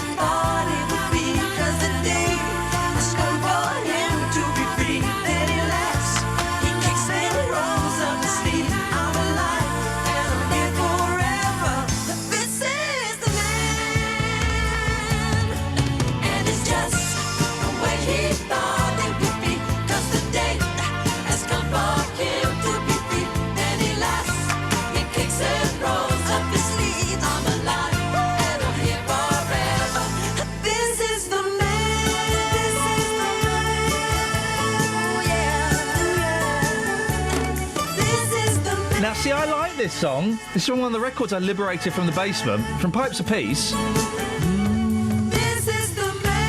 I'd never heard this song. This is when those guys were still talking. Hey! Well, one of them can't, mate, and the other one's dead. Huh? Hey? McCartney and Jackson. Yeah. Track 1, side 2, Pipes of Peace, The Man. I like that. It's cheesy, but it's good. We've got some texts, loads of different stuff. Anonymous says, I'll have Get Into the Groove, Madonna, please. We're not giving them away. It's the one you would think of if he was snogging you. We're giving them away. You can claim... we're giving them away. That's what we'll do. We're giving them away, Kelly. If anyone wants to claim their Madonna, then put them straight through. It's going to be a fight over the Blonde Ambition We are giving away Madonnas. And Anonymous, I'm afraid you can't have Get Into the Groove, Madonna, because we don't know who you are, I'm afraid. Math says, Morning, Math. I once had to use a fish slice in a slightly different manner. It was still for a fish, but not in a culinary way. Oh. It was to scrape a dead goldfish off the skirting board after it suicidally leapt from its bowl and fell behind the unit. They do that. But to use a fish slice, Math, that's so disrespectful. That's like scraping up a dead person with a man slice. Can't think of an equivalent. You just made me think of something I've regretted over the last couple of days. Man slice? No. Leaving a dead body behind? Yes. Where? I went to the doctor's. Took my mate, I'm so sorry. 3-year-old for her injections on Friday. Yep. Didn't tell her till we got into the doctor's. Yes! And then I said it would just be like Dr. Range. Yeah. It wasn't. It was a bit more painful than that. Anyway, but while we were sitting there, I said, let's distract her. We'll sit near the fish tank. Yeah. I noticed about 3 dead ones. Fish are so difficult to look after. I was so busy distracting her with the fish and trying her not to see the floaty ones that I forgot to tell the receptionist. And now I'm thinking it's my fault that those fish were there. She could have saved them. Oh, fish are weird pets. They're so hard to keep hold of. Like bars of soap. Linda, she's yours. The hunting, fishing, shooting, lady of the manor, English accent, Madonna. Linda, she's yours. We are, of course, why did we not think of this 2.5 years ago when I started this gig? 2.5 years. Where did they go? Down the pan. We are giving away Madonnas. Call in and claim your Madonna. 08459 455 555. Travel news for beds, cards and bugs. BBC Three Counties Radio. Still issues on the M1 going south, the lane closed and queuing traffic between junction 11 for Dunstable and 10 for Luton Airport. You'll find congestion from Toddington services. The M25 anti-clockwise busy between junction 21 for the M1 around to 19 for Watford and 17 at Maple Cross to 16 for the M40. The A5 going south is slow between Lynch Hill and Redbourne. And Borehamwood, the A1 southbound, queuing traffic there between the Holiday Inn and Stirling Corner. On London Midland, still a reduced service because of a broken down train between Bedford and Bletchley. Some services replaced by buses. In London, the Circle District and Hammersmith and City lines all showing severe delays because of a signal failure. Tom Watts, BBC Three Counties Radio. Across beds, hearts and bugs. This is BBC Three Counties Radio.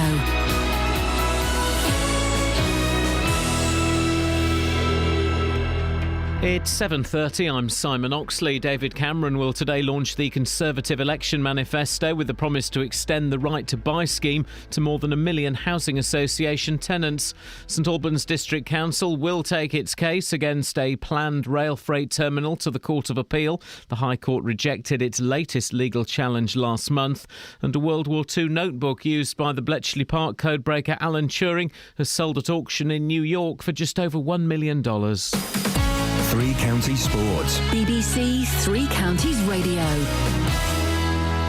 England's cricketers reached 341 for 5 on the opening day of the first test against the West Indies in Antigua. Iain Bell led the recovery from 34 for 3 with 143. It's nice. I mean, you want to score as many runs as you can for England. I love playing for England. You know, putting on the shirt in any format is what you always want to do. So to come out and score runs in a big test series for us, but on day one, when, like I said, there's a bit of nerves around, was just what I wanted to do.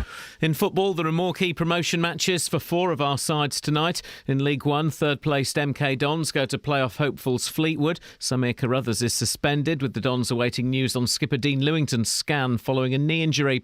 In League Two, third-placed Wickham host Exeter. Stevenage in the playoff places are at home to managerless Portsmouth. Here's the Borough boss, Graham Westley. Well, every game is big in a season. The opening day day here against Hartlepool was a big game. It's 3 points, and every 3 points needs winning. You've got to work really hard to bank the points, to earn the right to the points, and we'll have to go to work again on Tuesday, and it's not going to be easy, but it's back-to-back home games, which is far better than playing back-to-back away games. And Luton, who are running out of games as they chase a playoff place, go to John Still's former club Dagenham. I'm looking forward to going back. I've been back to watch games, but so many friends there, on and off the pitch.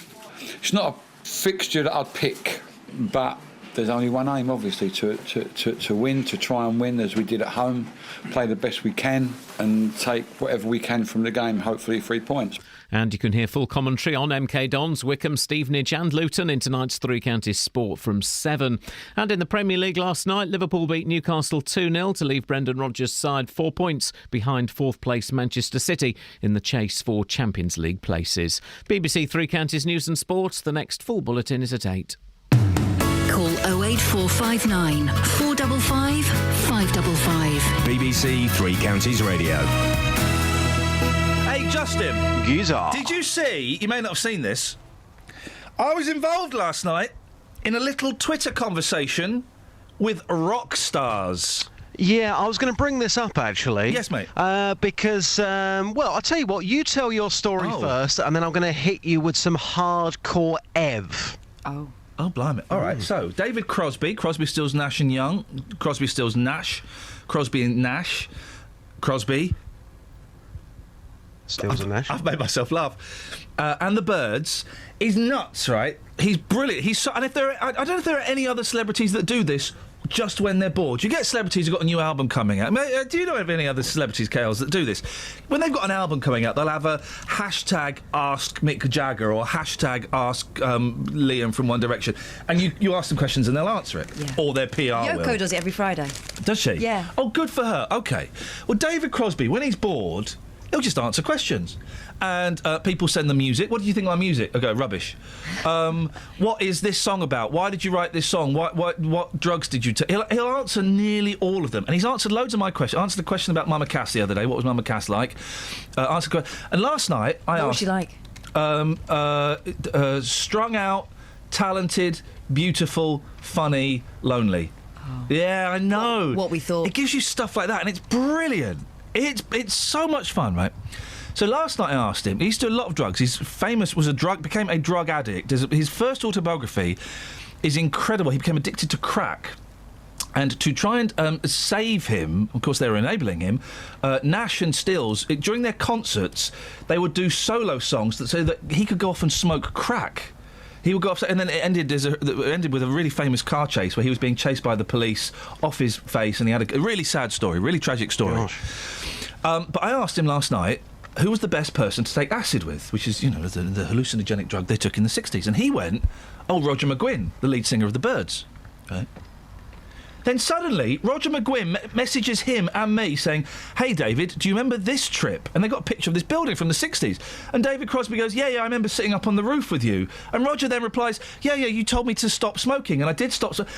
I'm in the middle of a conversation between Roger McGuinn of the Byrds and David Crosby of Crosby, Stills, Nash and Young, Crosby, Stills, Nash, Crosby and Nash, Crosby and the Byrds.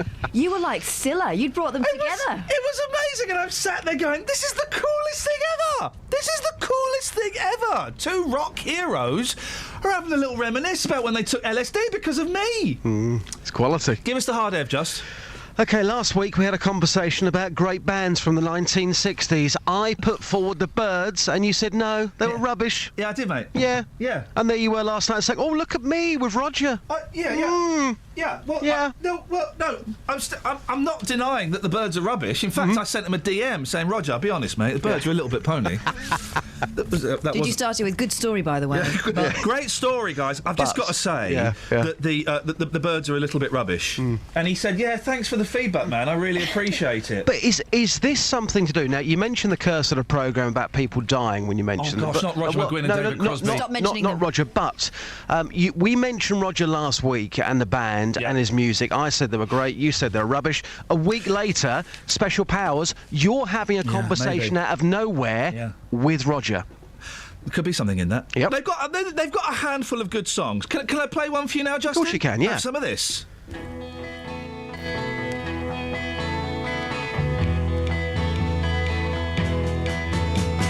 Crimson flames tied through my ears, going high and mighty trapped.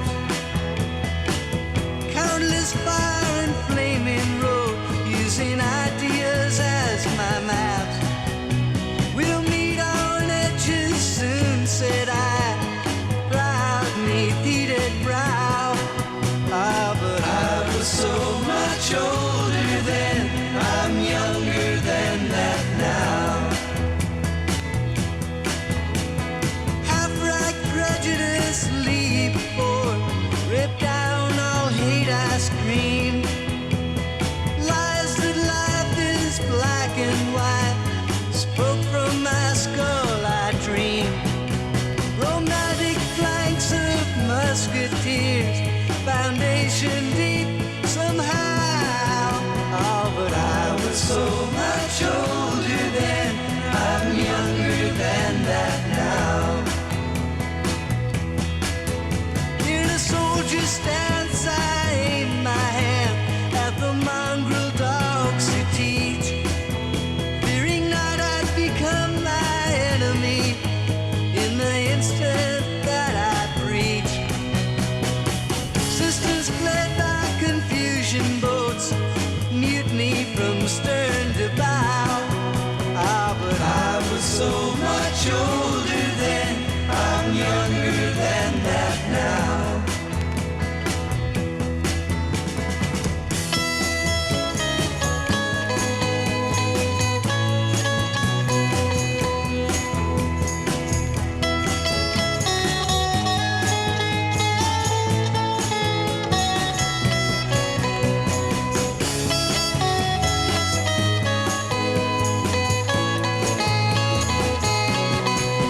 Ah, but I was so much older then, I'm younger than that now.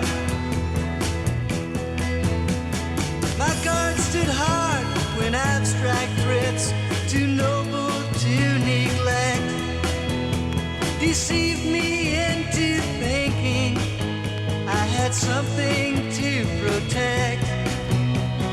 Good and bad, I define these terms quite clear, no doubt, somehow. Ah, but I was so much older then, I'm younger than that now.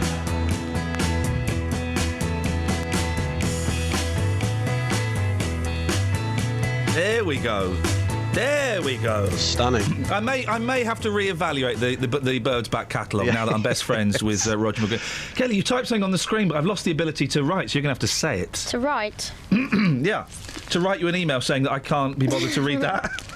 All the music that is played on Iain Lee's show goes onto his iPlayer page, so you can have a listen. I don't know what an iPlayer... I genuinely don't know. What But you know the sad thing about that is that you won't hear the vinyl, because this is mostly vinyl this morning. It's pretty much all vinyl today, apart from Stan Freberg. It's good.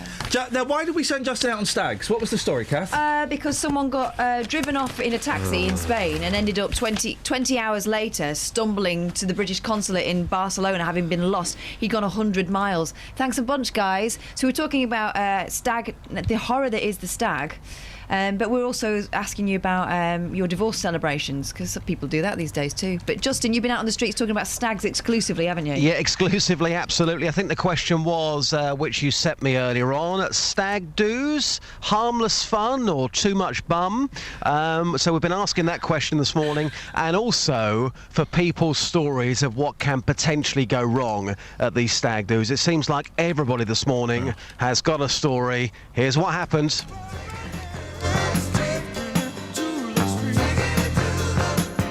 Taking it to the streets with J-Dog. Sir, stag do's, harmless fun or too much bum? It's too much bum. That's great feedback. Thanks very much. Thank you. Well, I went out on somebody else's stag do, had a good night, don't remember a lot about it, and then I woke up and I thought, well, where's this house? I don't recognise this. And I was laying on a settee in somebody's house.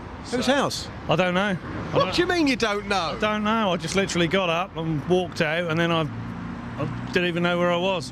And I didn't found my way home. So you could have been in the home of a murderer. Still to this day, you don't know whose home that was. No, that's right.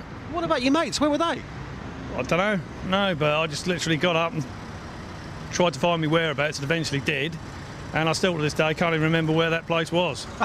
You're a nutter. Thanks very much. OK, no problem. Sir, on your brother's stag do, unfortunately he got knocked out.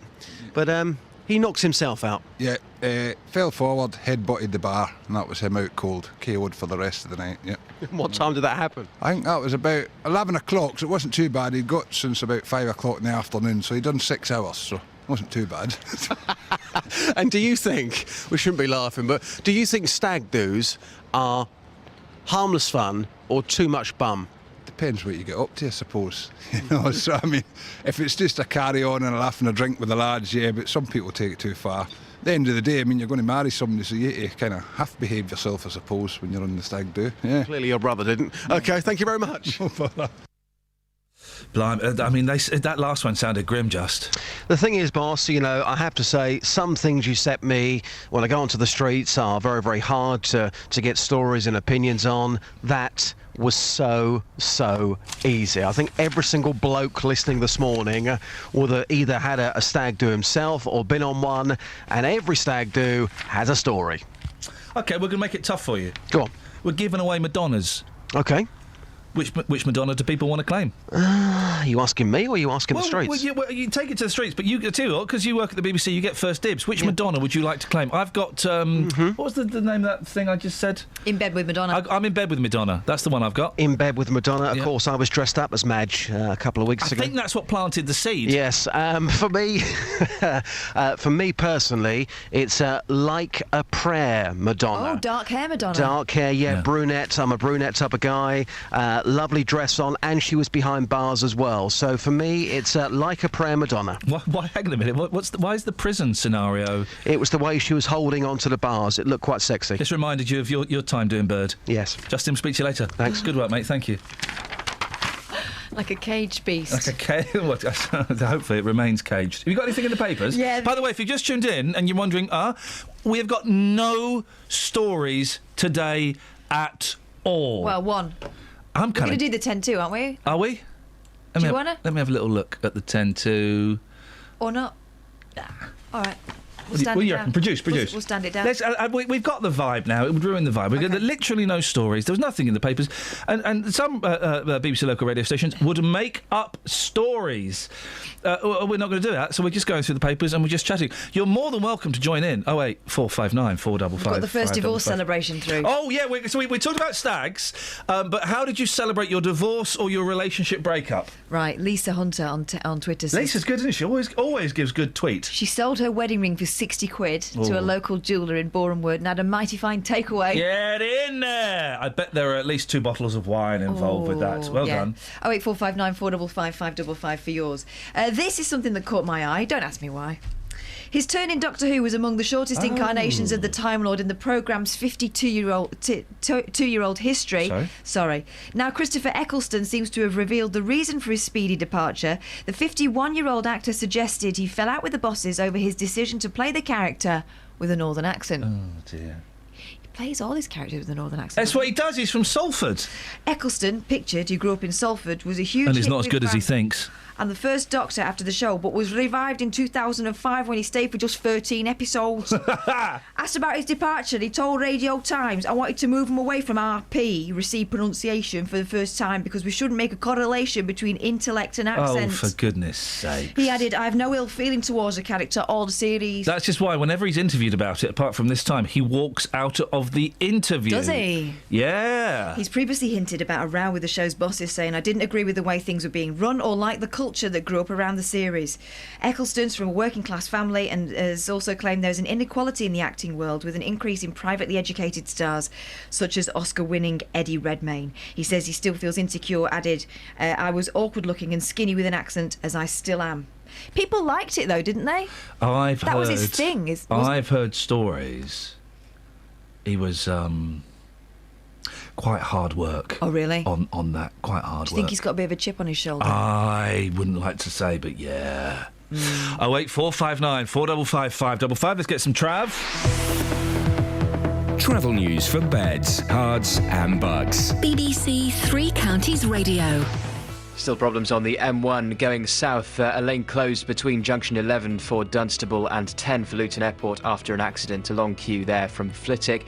The M25 clockwise, a lane blocked and a queue just before junction 22 for St Albans. Also anti-clockwise, another lane blocked by a breakdown just before junction 16 for the M40. You'll find a queue from Kings Langley.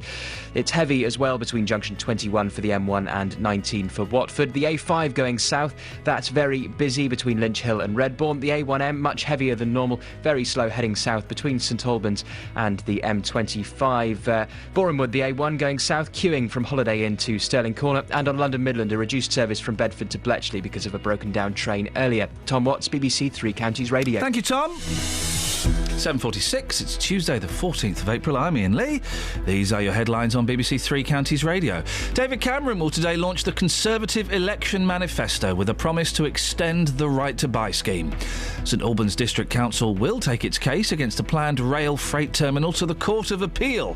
And a notebook used by the Bletchley Park codebreaker Alan Turing has sold at auction in New York for over $1 million. Let's get the weather. Beds, Hearts and Bucks weather. BBC Three Counties Radio.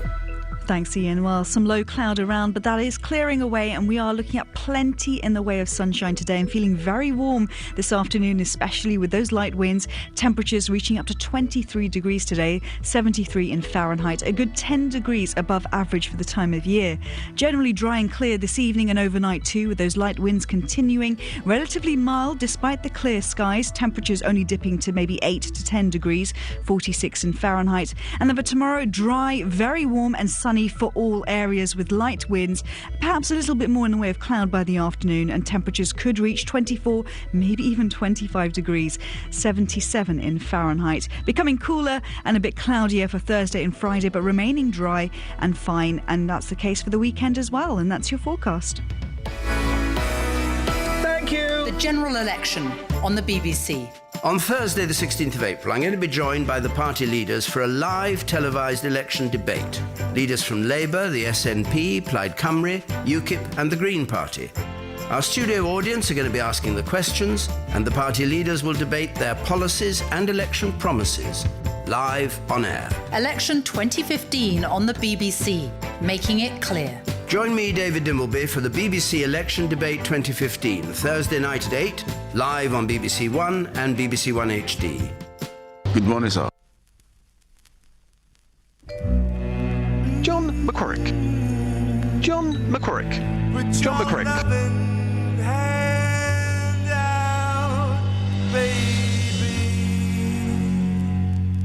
I'm begging.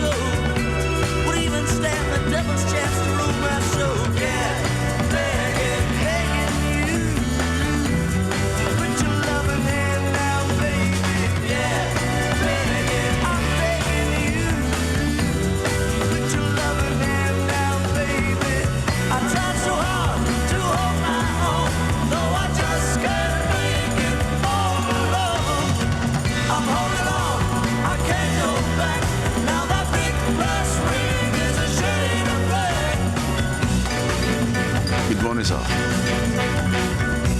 John McCrick.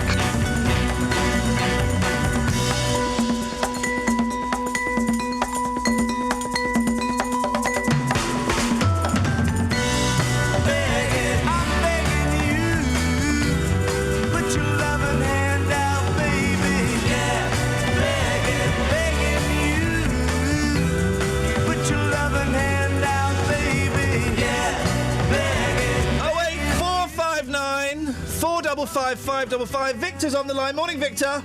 Hi, Ian. Hello, Victor. What you got? I got a story about a stag night that I thought I'd got away with. Go on, Victor. Tell us about it. Right. 1989, I was in partnership with a guy in St Albans. We had a small fabrication shop. Now, let me just stop you there. You say partnership? Was it a homosexual partnership? Yeah, not quite. Not quite. And if No. you're in fabrications, what, you worked for the Sun? What was that? No, it's still fabrication, still buildings and that. OK, thank you very much. Just to clarify, thank you. Thanks. That was the chair. Carry on, Victor. And they decided they were going to have a stag night for me because I was getting married. Not to this fella? No, not quite. No, Okay. I didn't fancy him anyway. No? No. Wasn't your time, OK. Anyway, they decided we'd go down to London and all the boys in the workshop would come. We got down to London, went to this Mexican place, lots of tequilas, and they were trying to get me really drunk. Yeah. So on the way home, they stopped. I don't know whether you know, if you come up from the A1, it branches off to go towards the M1. Yeah, I know it very well. I know it very well. And here's a boring story, Victor. I was thinking about that stretch of road yesterday a lot, because on that stretch of road, you go onto the M1 and you've got the train track running beside you. There used to be, about 20 years ago, a really nice groove where the lorries had worn down the road. And you have a really That's nice right. groove. And if you got your left wheels in that groove, you didn't need to steer. It steered. They've covered it up now, unfortunately. Political correctness gone mad. Anyway, sorry, carry on. There's a garage on that corner, and they stopped at the garage. Yep. And we didn't need petrol or anything. So they got in and... Rizzlers? Whatever they want, they kept me inside the van. Anyway, when we got back to St Albans, this little workshop was on the main Hatfield Road, and some cars had parked across the entrance to get in. So they said to a load of them, right, out they get. They're going to manhandle this car out the way so that we could go up the alleyway. Yes. But they all got out, and they said to this guy sitting next to me, right, you stop there and don't let Victor go anywhere. So he was sitting there, and I said to him when they got out, God, I do need to pee. So without thinking, he just got out of the way, and I was out. Yeah. Down the alleyway by the Rat's Castle, there used to be a cab firm down there. Yeah. I run The cab down firm. there. Was the cab firm there when you went down the alleyway, or is that long gone? No, the cab firm was there. Beautiful. Okay, we just got an image of what is going on. Yeah, well, as I say, I got out, run across the road, down the alleyway to the cab firm. We finish at 9 o'clock today, Victor. Okay. Okay, just to cut a long story short. Too late for that.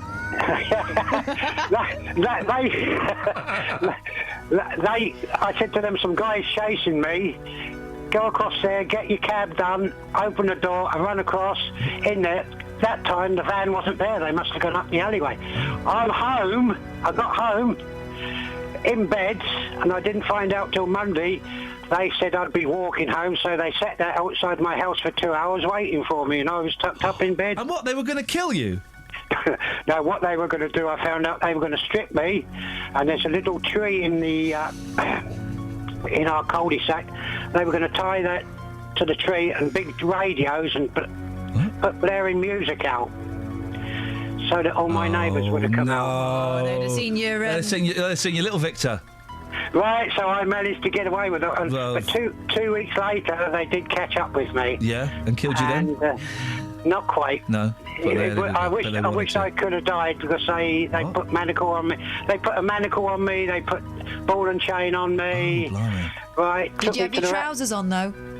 I managed to keep them on, yeah. Good for you. Victor, listen, it's a great story.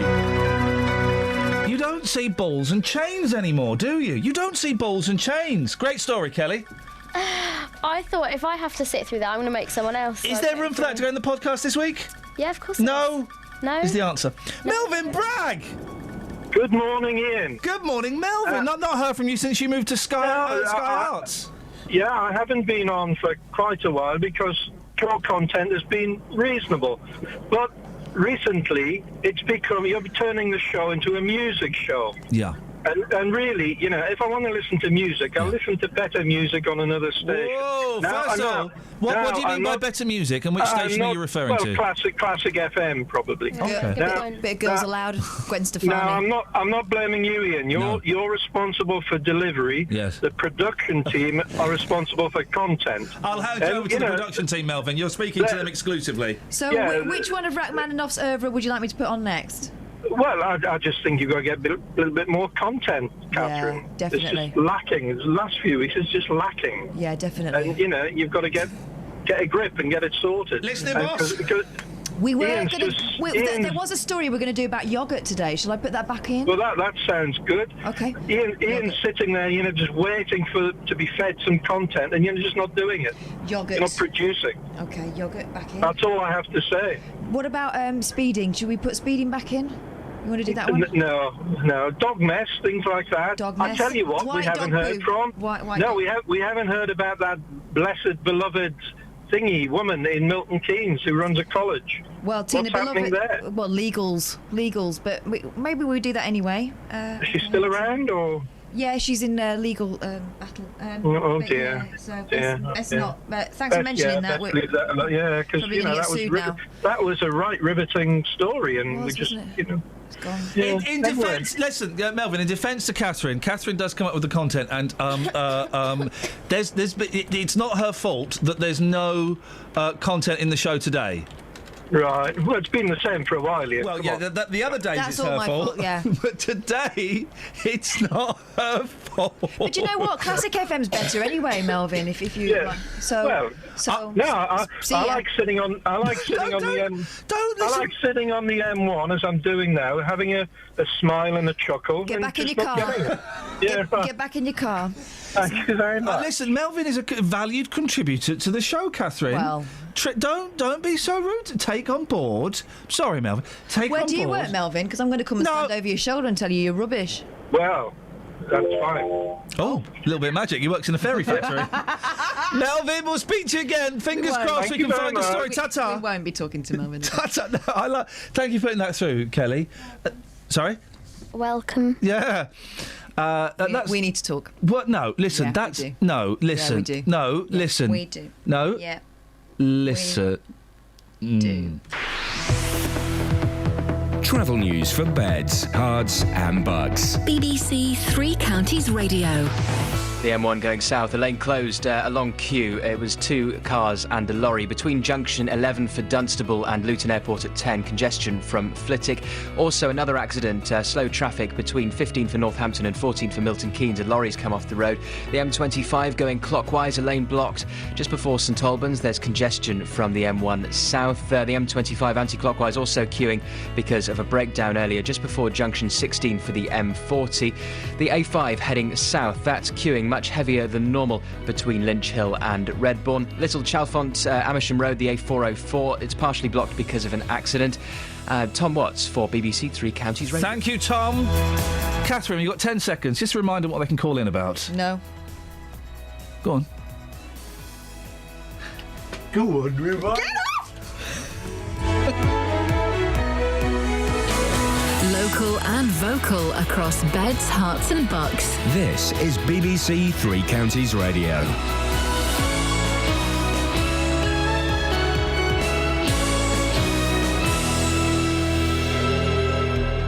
It's 8 o'clock. I'm Simon Oxley. The headlines: Tories to launch election manifesto this morning. Legal fight continues over St Albans rail freight plans. And Bletchley Park notebooks sold for over $1 million. BBC Three Counties Radio. David Cameron will today launch the Conservative election manifesto with a promise to extend the right to buy scheme to more than 1 million housing association tenants. The Home Secretary, Theresa May, says right to buy will fund new affordable homes. It's a very clear policy which is about actually saying to local authorities that we think they should manage their housing stock better by selling off the most expensive properties they've got. That will raise £4.5 billion a year. That will enable not just those local authorities, those councils, to replace the houses that they're selling with more affordable homes, but it will also mean that money will be available for the extension of this right to buy discount. Meanwhile, the Green Party will use its manifesto launch to call for the creation of a fairer society and a safer planet. Planet. Caroline Lucas from the Greens says they wouldn't consider entering into a formal coalition with one of the bigger parties. We have ruled out being part of a coalition government, and I think, if you look at the experience of the Lib Dems in their coalition with the Tories, it's not a model that has been a huge success for them, and you end up losing your identity and quite possibly your integrity as well. That's why we would do what we've done in Scotland. The Scottish Greens supported the government there on a case-by-case basis. St Albans District Council will take its case against a planned rail freight terminal to the Court of Appeal. The High Court rejected its latest legal challenge last month. The council is opposing development of the former Radlett Aerodrome site in Park Street. The internet watchdog, the IWF, has warned that easily accessible photo-sharing websites are being used to distribute large numbers of images of child abuse. The sites are meant for people's holiday and family photos. A notebook used by the Bletchley Park codebreaker Alan Turing has sold at auction in New York for just over $1 million. The handwritten notes date from 1942, when Turing worked on deconstructing the German Enigma code. Professor Barry Cooper is the author of Alan Turing, His Work and Impact. Much of his work has been printed in papers and books, but this document was a very sort of personal one, which is quite unique. It's amazing, of course, that it sold for over £700,000, but it is incredibly important. It really does reveal the nature of the man, in a sense that the maker of the computer age that we now inhabit. New figures show that retail spending rose in March at its fastest rate since January last year. Like-for-like sales were up 3.2%, boosted by an early Easter, but analysts say they show supermarkets are making a slow but steady fight back. In sport, England's cricketers reached 341 for 5 on the opening day of the first test against the West Indies in Antigua, with Ian Bell top scoring with 143. And there are matches tonight for MK Dons at Fleetwood, Wickham at home to Exeter, Stevenage at home to Portsmouth, and Luton away to Dagenham. The weather, cloud clearing to leave a warm and sunny day, a maximum temperature 23 degrees Celsius, and you can get the latest news and sport online at bbc.co.uk/3 counties.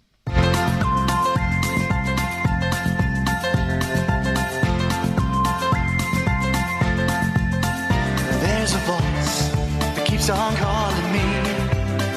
Down the road is where I'll always be. Every stop I make a new friend. Can't stay for long, just turn around and I'm gone again. Maybe tomorrow I'll wanna settle down. Until tomorrow I'll just keep moving on. Down this road that never seems to end. When new adventure lies just around the bend.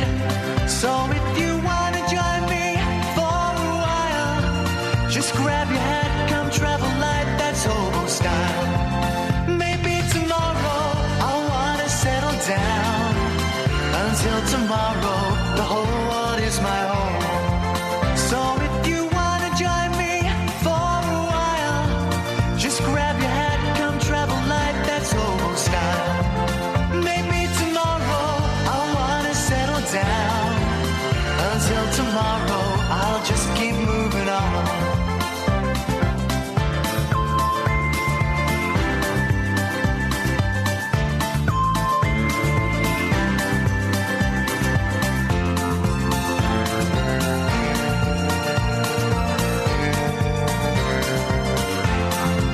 Maybe tomorrow I'll wanna settle down. Until tomorrow I'll just keep moving on. There's a world that's waiting to unfold. A brand new tale no one has ever told. We've journeyed far, but you know it won't be long. We're almost there and we've paid our fare with a hobo song. Maybe tomorrow I'll wanna settle down. Until tomorrow I'll just keep moving on. So if you wanna join me for a while, just grab your hat, come travel light, that's hobo style. Maybe tomorrow I'll find what I call home. Until tomorrow, you know I'm free to roam. On FM, AM, online and Morning, digital guys. radio. This is Iain Lee. On BBC Three Counties Radio. Very quickly. You all right? Your chair. No content in the show today whatsoever. And do you know what? I think it's been one of the best shows what we have ever done. Catherine has been in the studio with me the whole morning. We've had more chance to hear your squeaky chair. Well, someone fix this chair.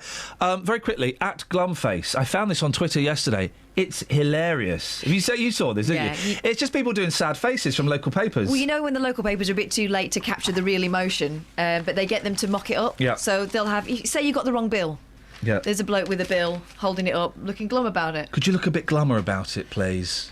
But it was like 3 weeks ago. It's been sorted now. Just look glum. At Glumface, it's hilarious. There are loads of them. I was laughing so much last night. Tesco say... So we just go through the papers. You can call in at any point. Not now, because Kelly's off making a cup of coffee. She's not very well. Go easy on her, for goodness sakes. Don't make her run. And we'll speak to Justin again in a little bit. Tesco say, get your shelf fit. Oh. Yeah. Staff told to stay active. Well... How patronising is this coming from a multi-millionaire? Tesco, not me. Hang on, Tesco that make them sit in a row all day long.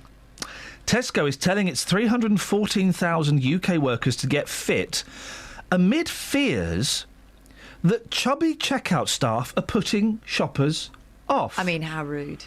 I mean, I saw a very fit person, fat person, but why would it put you off? Put you off? I'm not going to buy this toilet duck now because of you. New boss Dave Lewis, younger brother of John, put out the message which could see staff dancing or running on the spot in stores. No, it won't. Industry insiders, here we go. And this is the reasoning behind it. An industry insider say slim staff are less likely to be off sick. Oh, I'm slim and I'm sick all the time. Oh, I don't know if I go on about it. And can work faster. But it's thought the supermarket giant also wants to make staff more appealing to customers. Oh, that's horrible, isn't it? When my sister became an air hostess, Yeah. part of the process she had to send in a headshot, Yeah. a full body shot, Yeah. and her measurements. Well, no, that makes sense. Because it was a look they were going for. No. No, it was. No, mate. Yeah, Those it was. aeroplane aisles are very narrow. This was Virgin. Right. And there was a look they were going for. Well, your sister is, let's be honest, fit. Yes, as a fiddle. But those aisles are very, very narrow. Mm-hmm. She's a bit dim, your sister, isn't she? No. What did you tell me the other day? Oh, yeah. You allowed to tell that story on the air? Yeah. There was a moment. I mean, there's a moment. She's blonde. She's not a natural blonde. Thank you, Kelly. But she was going on to an airbase. Yeah. Husband's in the RAF. She was going on to an airbase and she was told she had to leave various things behind as she went into this secure area. I love this story so much. Can you please leave any computers, any tablets, can you leave them behind at the guard room? Fair enough, it's an airbase. So they get onto the base and she realises with horror that she's committed an error. She turns to my brother-in-law and says, oh, we're going to have to go back. What do you mean we're going to have to go back? We can't go back now. Being dropped off. We're going to have to go back. I've got some paracetamol in my bag. Not that kind of tablet, love. Not that kind of I do tablet. like your sister. She makes me laugh. There are you can call now. Kelly's back. 08459 455 555. Tesco, Britain's biggest private employer, posted the advice on its staff website. It included tips on keeping... Oh, flip. This is awful. This is actually awful. Because, I mean, those guys who work at Tesco, they get paid so much money. Yeah, of course the bosses can tell them what to do in your free time. It includes tips on keeping active at work and warns, don't be tempted to spend all your free time on the sofa. Excuse hang on. me? Where else am I going to spend it? Another... Oh, God. Oh, this is awful. Another point says, dancing can be an excellent way of keeping fit. It is great fun, and anyone can do it. You will keep fit and enjoy it. Other tips include having walking meetings outside the office. Walking meetings. I can think of another word. A supermarket insider said, let's be honest, trim workers are less likely to take days off sick. Plus, they can stack shelves more quickly than fat ones. But this also ties in with attempts to smarten up Tesco's stores. Oh. So fat people are thoroughly unpleasant, and they get in the way. Have we forgotten about fat people being jolly? If we're going to go stereotypes, then surely the person you want to have a chuckle with is the large person. Oh, this is brilliant. This is brilliant. You'll love this. It's not just new flooring, better lighting and tidy shelves. This is still a quote. Healthy workers will give a more appealing look than a bunch of sweaty, overweight workers wheezing round the aisles. It's outrageous. Do you know what? I know plenty of big people who are clean and tidy and smart and take pride in their appearance. Tesco said, colleagues asked us to help the colleagues. As if Dave Lewis thinks that Jan on checkout number 12 is a colleague. Flippin' heck. Or the Raoul who stacks the shelves, or you know, like Raoul. or Parmajit who works in the bakery. As if Dave Lewis thinks that they're colleagues. If they're colleagues, why don't you pay them something close to what you're getting, Dave Lewis, instead of, I don't know, say minimum, I don't know if it is minimum, I don't know. Colleagues asked us to help them think about their health, and we're happy to lend a hand with some ideas to stay active. Did they, though? Did they really? That's all. If I was in Tesco and someone started running on the spot...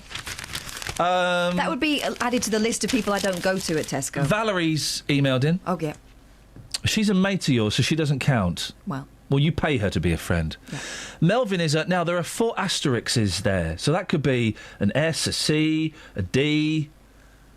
Don't start spelling things out. Show has been so good. Robert and I have almost spit out our drinks from laughing during breakfast 2 days in a row. Been dangerous eating breakfast during the show. By the way, I do love Classic FM, but they don't have you, Iain. But Catherine's not very good. Well, OK, that's... Thanks very much. I get to read the text today, so I get to decide what the text say. Yeah. You got any stories? Yeah, loads. 08459 455 555. We'll speak to Dealey as well in the next, maybe in the next 15 minutes or so if he's around. What do you wish for your children when they grow up? I want them to be happy and healthy. No, you don't. You want them to be rich, apparently. Well, that would be a nice little sideline. Yeah. Apparently, I'm trying to find it in here. I think it's page 31. There. Fifth of parents. Oh, so most don't then. So a fifth of parents prefer a child to end up rich rather than happy. 1 in 5 parents believe it's more important for their child to grow up to be successful and wealthy than happy and healthy. I had a row with my mother-in-law about this. Oh, really? Where I said, if my boys are bus drivers and they're happy, I'm happy. No, you want them to do well. I said, well, yeah, but if they're happy, then they're doing well. It's the perception of doing well. Then they're doing well. You don't want them to be a top lawyer but hate their lives. Yeah, exactly. Do what you want to do and be happy, guys, for goodness sakes. But money helps, doesn't it? Yeah. Enough money. Yeah. Enough money to be comfortable. But hey, listen, money's great. And there was a period in my life when I had a fair bit of money. I'm doing all right. I haven't got anything like that now. And money makes things easier and it gives you choices.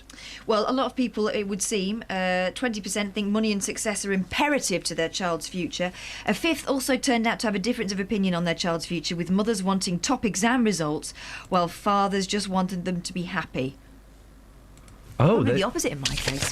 Yeah. Not surprisingly, half of parents have ended up arguing over this. The poll commissioned by the Military Preparation College found. Oh, I wonder what the Military Preparation College want you to do with your children. Yeah, but the Military Preparation College want you to get your children shot and learn how to run through mud. 3/4 said strong personal qualities are more important than qualifications. Well, yeah. 08459 455 555. You can give us a call about any of the stuff we're talking about, anything that's on your mind. Just a reminder, if you've just tuned in, we are giving away Madonnas. Which Madonna from which period would you like? We're also talking about messy stags and happy divorces. Oh, yeah, go on. Damon Pattison, wow. This is posh Damon. Yeah. He's too posh to be Damon, but he's insisting on being Damon anyway. Yeah. Was handcuffed to a Spice Girls tribute band in Blackpool. Now I know all the dance moves to stop right now. Damon, I bet you knew him before anyway, didn't you? Hang on a minute, that's the wrong thing. I've got to skip this. Damon, I bet you knew him all before anyway, didn't you? Travel news for beds, cards and bugs. BBC Three Counties Radio. Still problems on the M1 going south between junction 15 for Northampton and 14 for Milton Keynes. A lorry's left the road, so queuing traffic there. Also between junction 11 for Dunstable and Luton Airport at 10 because of an accident earlier. The M25 clockwise, there's a lane closed because of an accident just before St Albans at junction 22. That's congested to 21A for the M1 south. The M25 anti-clockwise, also an earlier breakdown causing problems just before junction 16 for the M40. In Little Chalfont, the A4 A404 Amersham Road, there's an accident there, so that's partially blocked. The A1M heading south, much heavier than normal before South Mims. On London Midland, a reduced service between Bedford and Bletchley and disruption at Northampton. But Tom Watts, BBC Three Counties Radio. Tom, thank you very much. 8:16, it's Tuesday the 14th of April. I'm Iain Lee. These are your... The 14th of April? I know, where's it gone? Flipping it! The 14th of April? I know, where's it gone? Is there still a chance it might snow this year? Yeah. Hey, these are your headlines on BBC Three Counties Radio. David Cameron will today launch the Conservative Election Manifesto with a promise to extend the right to buy scheme. St Albans District Council will take its case against the planned rail freight terminal to the Court of Appeal. And a notebook used by the Bletchley Park codebreaker Alan Turing is sold at auction in New York for over $1 million. BBC Three Counties Radio.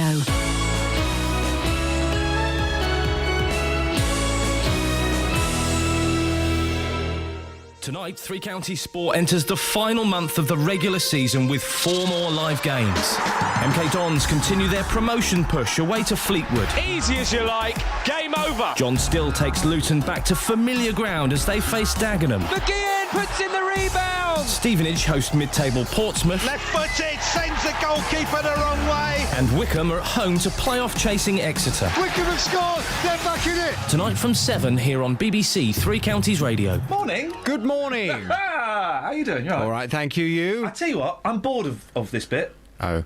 I've been doing this for 2.5 years. Bored of what bit? This bit. Talking to me? The badinage. Bit rude. Bit. Well, this is... No, I'm just saying, you know, in real life... Let's tear down that curtain, shall we? In real life, we don't like each other. It's all false. It's all showbiz. I don't care, Jonathan. I don't care. It's showbiz. Oh. Yes. Well, that's how I feel about you. Is that not how you feel about me? Not quite in so many terms, no. He's slick. You're good. You pwned me there. I'm going to let Catherine quite hurtful, do this bit. Oh. Because I know that you were like friends and stuff. Yeah. And, you know, you get on. So let's hear what real friendship sounds like on the radio. Okay. Jonathan came to my hen. Do you remember? I do remember, actually. Yes, I do remember in your Wonder Woman outfit. I whipped him all night with my lasso of truth. You do. I remember the lasso of truth. I also remember what happened to you at the end of the night. Oh, dear. Anyway... Was it? Jonathan, no. Probably. It was a bit more. Yes, it was. I started to like you again. It was... Do you remember there was a swimming pool, wasn't there, in that disco? Oh, no, I thought it was a ball pool. Was it? Wasn't it a ball? Yeah, I think it was full of balls. What's where she finished? Anyway, Jonathan, your programme's really good and has been set up beautifully today. It has, yes. What have you got? Coming up on the Big Phone In this morning from 9, should housing association tenants be able to buy their properties? David Cameron has announced that a Conservative government would extend the right to buy scheme for housing association tenants in England. The Prime Minister says up to 1.3 million tenants could buy their homes at a discount, and as a result, he believes the Conservatives are the party of working people. Mr Cameron insists 400,000 new homes would be built in the next 5 years, and as a result, the dream of property-owning democracy is alive. Well, from 9 this morning, it's the biggest story around today. Should housing association tenants be able to buy their properties? Your call on 08459 455 555 from 9. Bit confused, Jonathan. I thought there weren't enough houses for people to stay in. Well, that, of course, is the counter-argument. There have been some people tweeting this morning saying, we need more social housing, not less. Why are you allowing people to buy it? But the Conservatives, of course, will argue that as long as they're going to replenish the stock, as long as they're going to build more, then to allow people who are in those housing association properties to actually invest in those properties for their future, then that's a positive thing. Catherine, if you listen to his show for once... No, I always listen. Oh, mate. Unless you're going on. He doesn't work on heart. If you listen to his show, he will explain it. He's really good. I've heard it loads of times. He's brilliant. Really? Yeah. Why are you being nice to me now? Because it turns out actually you're a good guy. Oh, really? Thanks a lot. And it's Catherine I don't like. Well... we knew that. We knew that. Well, from 9 this morning, 08459 455 555, should housing association tenants be able to buy their properties? This is Iain Lee on BBC Three Counties Radio. Let's go to Justin Dealett. Good morning, Governor. We've had some complaints, Justin. Oh, what but about? We're carrying on anyway. No, hang on, that's not the joke. We've had a couple of requests, but we're going to play on anyway. Okay. Morning. Can I... this is Mark. Can I counter that bloke, by saying the last hour of the past few weeks has been great. Even Justin made me laugh once last week. Oh. Who said that? That's Mark in Bedford. Even Justin made me laugh once last week. Wow. So, fair play, Justin. You're upping your game. Thanks. What? That's a compliment. You sound hurt, Justin. Are you all right? No, I'm fine. You sure? I've got no taste. I'd CV that. CV that? Do you remember CVs and stuff? Yeah, I still have to do mine. Oh. Anyway, Justin, sorry, I've just got to say this to you. Good morning, sir. Okay, now it's time to play. Okay. I've only got two today. I've only got two today. Hey, Gatford. Yeah. Morning, fella. Morning, boss. Do you want to play?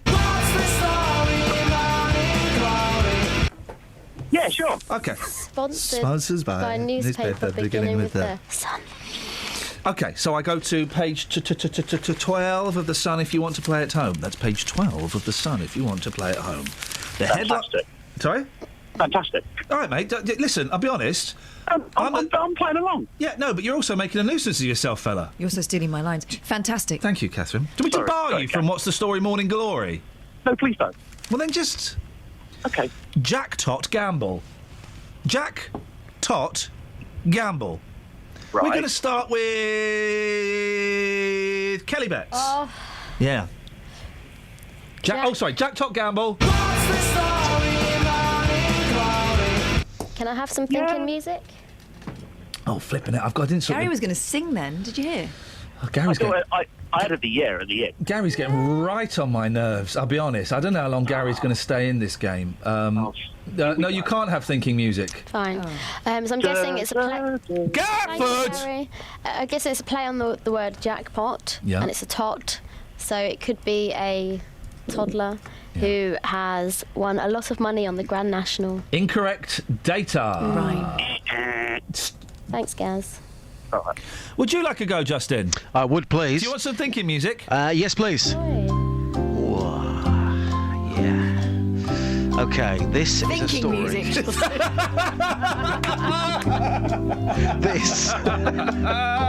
This is a story about a guy called Jack. Just keep thinking. Okay.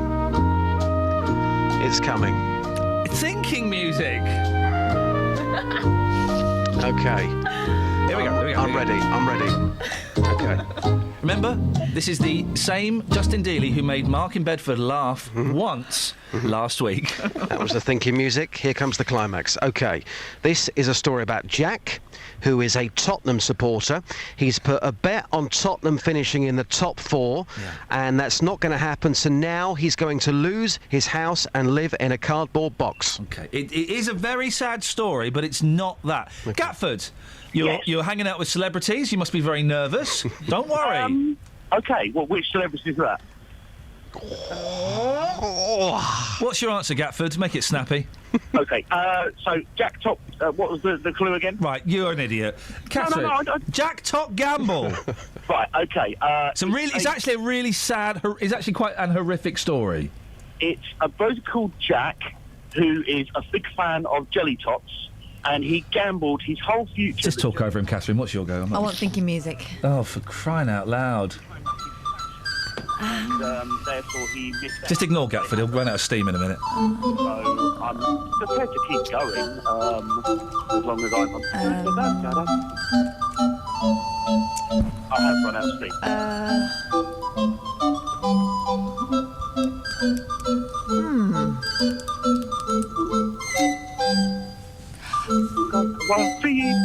Right.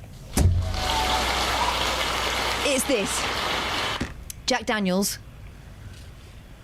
Little dram. Yeah. Or a tot. It's on there, so it's on the recording. Or a tot. Yes. So he gambled everything on being able to have this tot of Jack.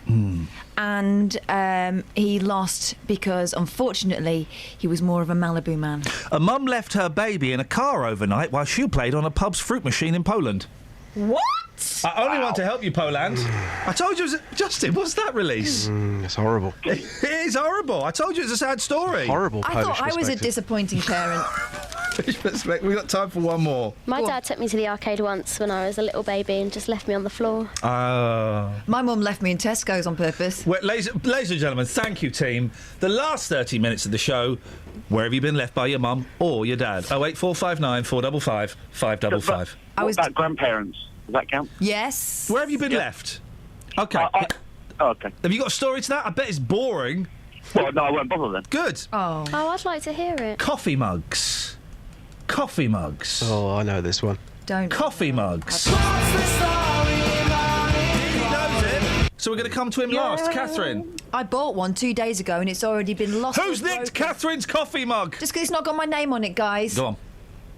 Come on, guys. We're getting a little bit too in. Coffee. This is a good game. I'm trying to find... How is it all spelt? Is it spelt just like coffee mugs? It's spelled coffee mugs, Is it mate. someone who thought he was drinking coffee, but really it was Gotta be quick, gotta be sprinklings from the bottom of a muddy football boot? Incorrect. Gatford.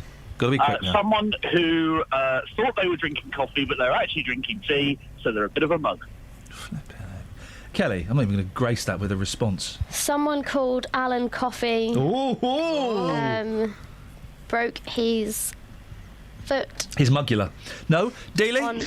Britain spend millions and millions of pounds on coffee every single year, like me yesterday paying £4 for a Starbucks. As a nation, we are coffee mugs. You're right, we do spend a lot of money, but what's the... £4 for a coffee? Yeah, it was a mocha frapper. What? Wow, too elaborate, you Careful how you say that. Mocha frapper lapper. Gatford, I'll be honest, mate, your contribution has been very, very poor. If I were you, I'd button it. Well, to be fair, that's off the course for me. Coffee mugs. Students being tested for research. Overdosed on coffee and were taken to hospital in Newcastle. Nasty. Aye. Thanks, Gatford. Cheers. Bye, Gatford. I'm producing the comedy here. Come on. Sorry, what? What? I'm bringing the comedy here to this. You're about as funny as Cannon and Wise. They're the good ones. Thank you, Gat. You see, they're the good ones. I liked him. I like him. Oh, guys, don't like Gatford. He's been trailing me around for years. He's the dullest caller I've ever had after Philip in South Norwood. Dealey, you took Madonna's to the street. Yeah, that's coming up later on. Beautiful. We'll speak to you in a little bit. Thank you for that, Justin. Kelly? Yes. You feeling all right, my love? You look a little bit poorly. I'm feeling great. You a bit peaky? No, I'm all right. Peaky Blinders? No. There's a programme I've never watched, Peaky Blinders. Don't fancy it. Don't fancy it. I don't like stuff in the old days unless it's the 60s, and even then, only if it was made in the 60s. I don't like the fella's eyes. Gatford, are you still there? Yeah, I wanted to claim... Go away. I don't like the fella's eyes. He's got piercing eyes. What is Peaky Blinders? It's, Gatford, tell her what Peaky Blinders is.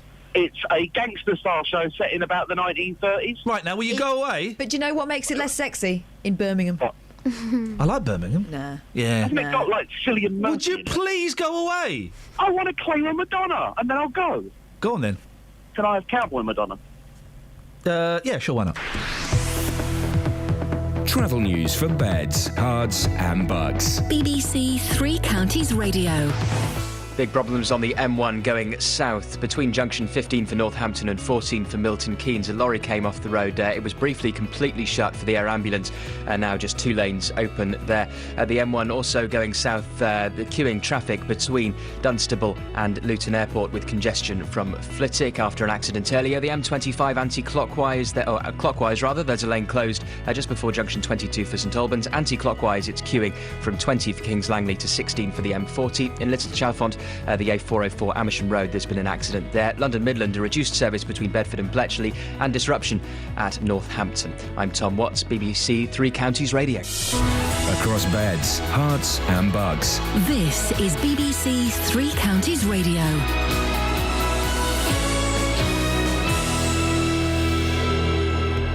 It's 8:30. I'm Simon Oxley. The Conservatives are preparing to unveil their election manifesto. Among David Cameron's pledges will be an extension of Margaret Thatcher's flagship Right to Buy scheme to more than 1 million housing association tenants. St Albans District Council will take its case against a planned rail freight terminal to the Court of Appeal. The High Court rejected its latest legal challenge last month. And a notebook used by the Bletchley Park codebreaker Alan Turing has sold at auction in New York for just over $1 million. Three Counties Sports. BBC Three Counties Radio.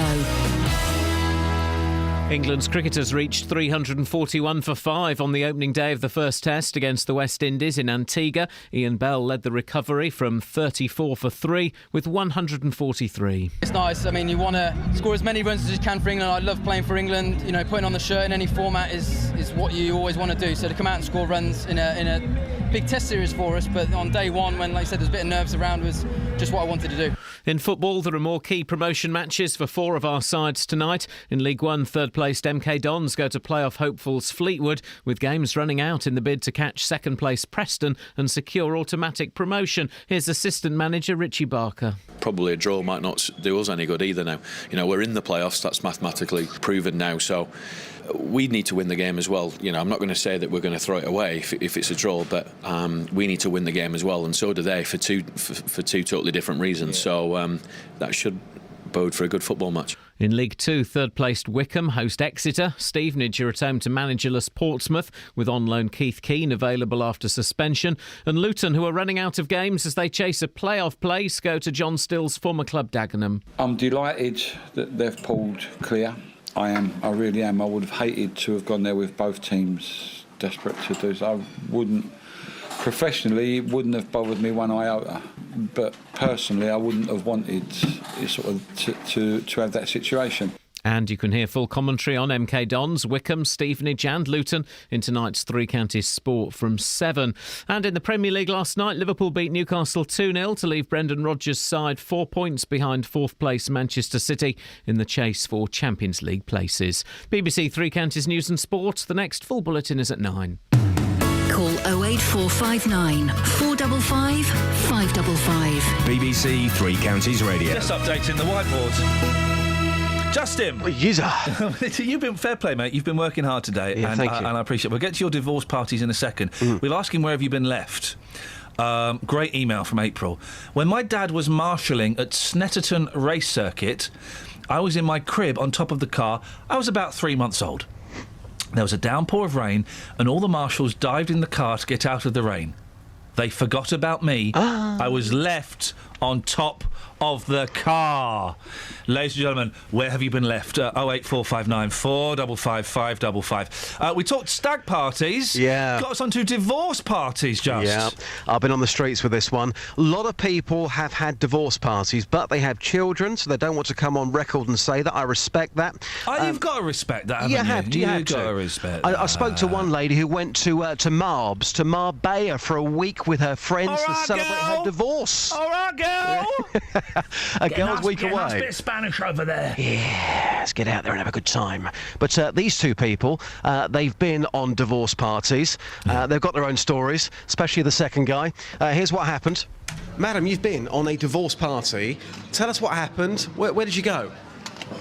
Good. We went to town, went to Chicago's, and I Will Survive was the song of the day. So there you go.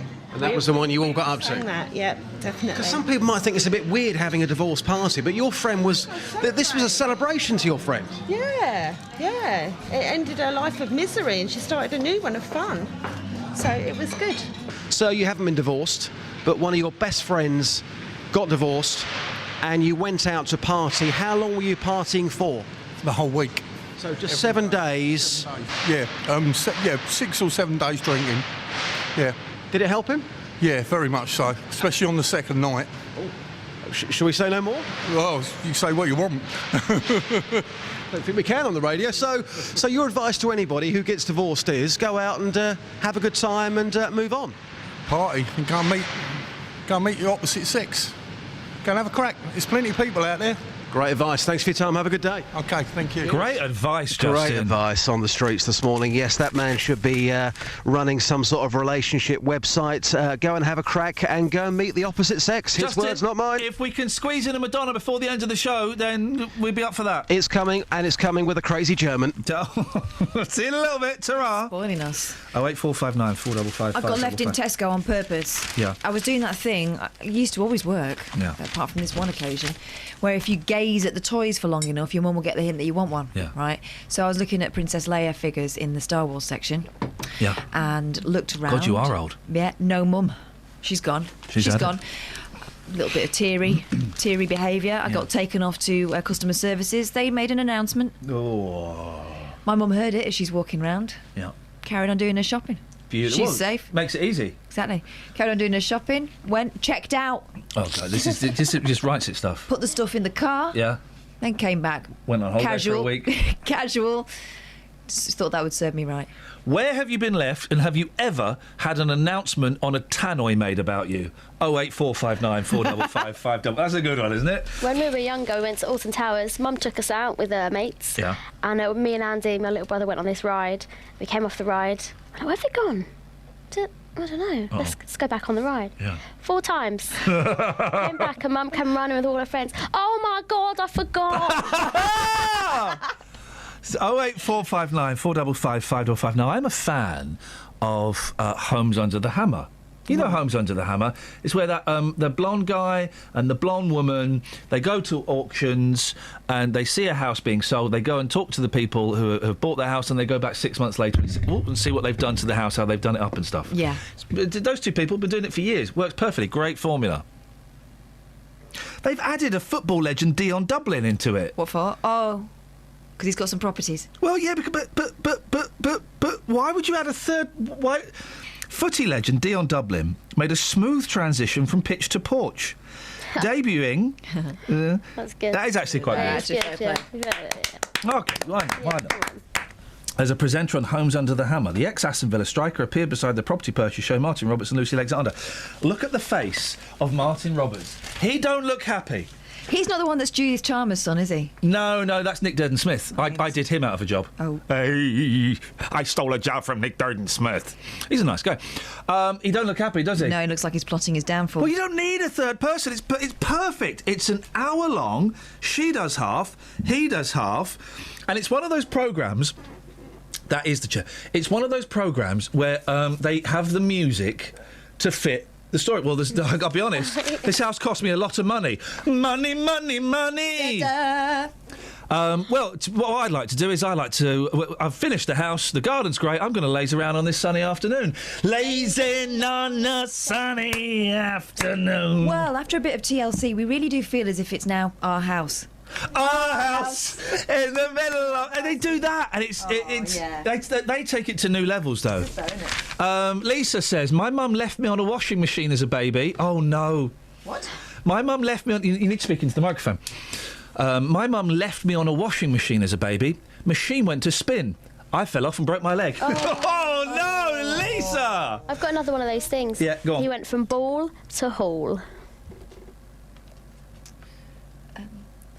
No. What song would that? No, football. That guy. Oh, right. She's gone back on a pun. You can't go back on a pun. You got any stories there, Kath? I was looking for a record. Don't worry about records. Do you know how to do that? No. All right, well, here's this one. Go on. A Good Samaritan was given a parking ticket after he pulled over to help an elderly woman. Oh. He thought she was dying. I have jumped out of a car that my wife was driving because I saw an old woman 100 yards down the street fall over, and I said, I'll catch you up. And I went and helped an old woman. Well, I drove past someone lying in the street once and thought, this is terrible. So I reversed, got out of my car, went to see if he needed any assistance. Yeah. No, I was just drunk and having a sleep. Yay. Just having a sleep outside the pub, waiting for it to open. Anyway, go on. Anyway, this wasn't happening there. A Good Samaritan was given a parking ticket after he pulled over to help an elderly woman he thought was dying. Good. Student Drew Hollinshead, 21. Drew, what did he draw? Hollinshead. Why would he draw that? Drew Hollinshead. What? Reg Holmesworth from... I'm confused. Drew a hole in his head. Hey! 21 stopped in the first space available when he saw the pensioner collapse on the pavement, but as he helped her for less than a minute, very quick help, Yeah. a traffic warden put a £70 ticket on his car because Mr. Hollinshead had pulled into a bay for disabled drivers. Oh. There we go. I'm suspicious of this guy already. Yesterday, Mr. Hollinshead said the way he'd been treated was ridiculous and branded the council warden, who could see what was happening, a little Hitler. Yeah. Did he get let off the ticket or not? No, I don't think so. But then parking reckon that he was abusive. Yeah, I bet this... Exactly, you and see. they didn't know about the helpfulness. Oh, man alive. KFC boss, chicken is Kenyaki. Oh. 08459 455 555, by the way. The boss who brought KFC to Britain says he refuses to eat there, claiming the company has ruined the brand. Ray Allen, didn't he have the posh puppet? Lord Charles. It was Ray Allen and Lord Charles, wasn't it?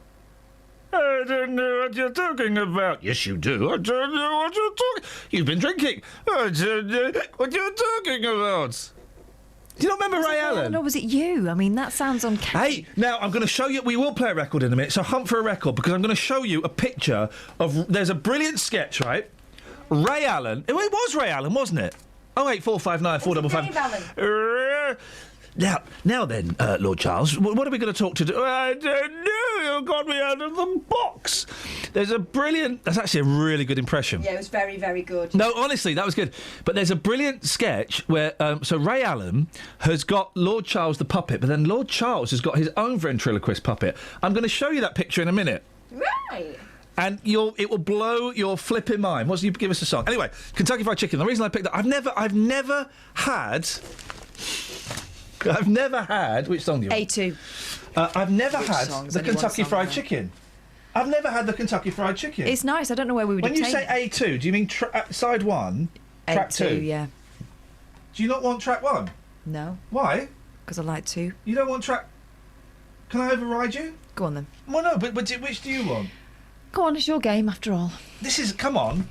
You know this song. This hasn't got swears in, has it? No. You sure? We're not going to be in the mail again, are we? Oh, blimey. What's up? I just need to be on a 45. No, it's 33. Okay. Yeah? Do you want this or 2? I don't think it's got anything rude on it. We might need to... Let's go to 2. I just think 2's safer. Okay. I think 1's more fun. No, there we go. There we go.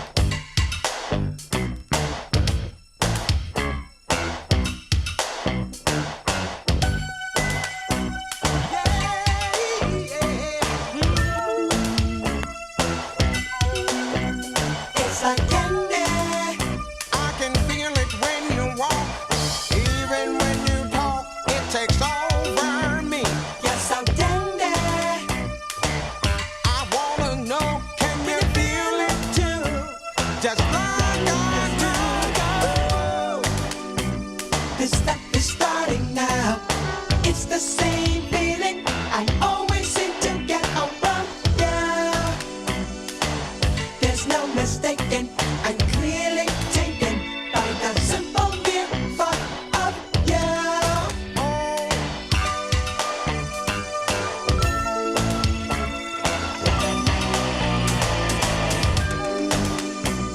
This stuff is starting now. This stuff is starting now. This stuff is starting now. My eyes roll in my head. I toss and turn in my bed. In the morning when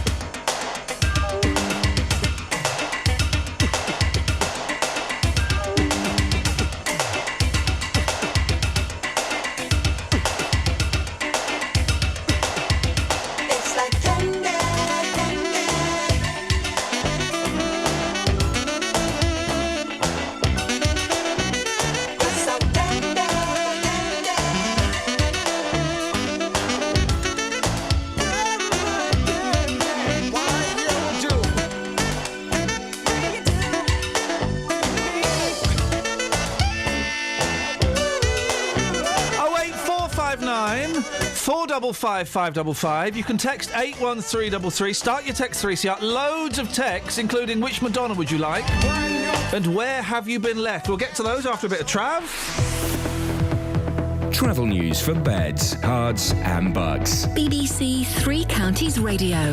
The M1 going south is completely closed just at junction 15 for Northampton. There's been the accident between there and 14 for Milton Keynes. The air ambulance involved, so a very long queue as you might expect. The M25 going clockwise, a lane closed because of an accident involving 3 vehicles. There's a fuel spillage there as well, just before junction 22 for St Albans. Congestion from Kings Langley. On the anti-clockwise M25, it's queuing from Kings Langley towards 16 for the M40. Little Chalfont on the A404 Amersham Road, partially blocked because of an accident. London Midland, a reduced service between Bedford and Bletchley, and disruption at Northampton because of a signal problem. Tom Watts, BBC Three Counties Radio. Thank you, Tom. 8:46, it's Tuesday the 14th of April. I'm Iain Lee. These are your headlines on BBC Three Counties Radio. David Cameron will today launch the Conservative Election Manifesto with a promise to extend the right to buy scheme. St Albans District Council will take its case against a planned rail freight terminal to the Court of Appeal. And a notebook used by the Bletchley Park codebreaker Alan Turing has sold at auction in New York for just over $1 million. We'll speak to Dealey before the end of the show. You possibly. 08459 455 555. Let's get the weather first.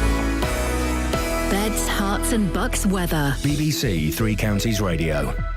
Well, it's becoming a beautiful day for all of us. Some cloud around across Beds and Bucks, but we are looking at increasing amounts of very warm sunshine, especially by the afternoon in those light winds, feeling very warm. Temperatures 23 degrees as our high, 73 in Fahrenheit, a good 10 degrees above average for the time of year. Now, generally dry and clear as we head through the night. Tonight, light winds remaining, relatively mild despite the clear skies, lows of 8 to 10 degrees. And then for tomorrow, dry, very warm and sunny once again, even warmer, temperatures climbing up to 24, maybe 25 Celsius. A little cloudier perhaps by the afternoon, and becoming cloudier and cooler for Thursday and for Friday, but still warmer than average. That's your forecast.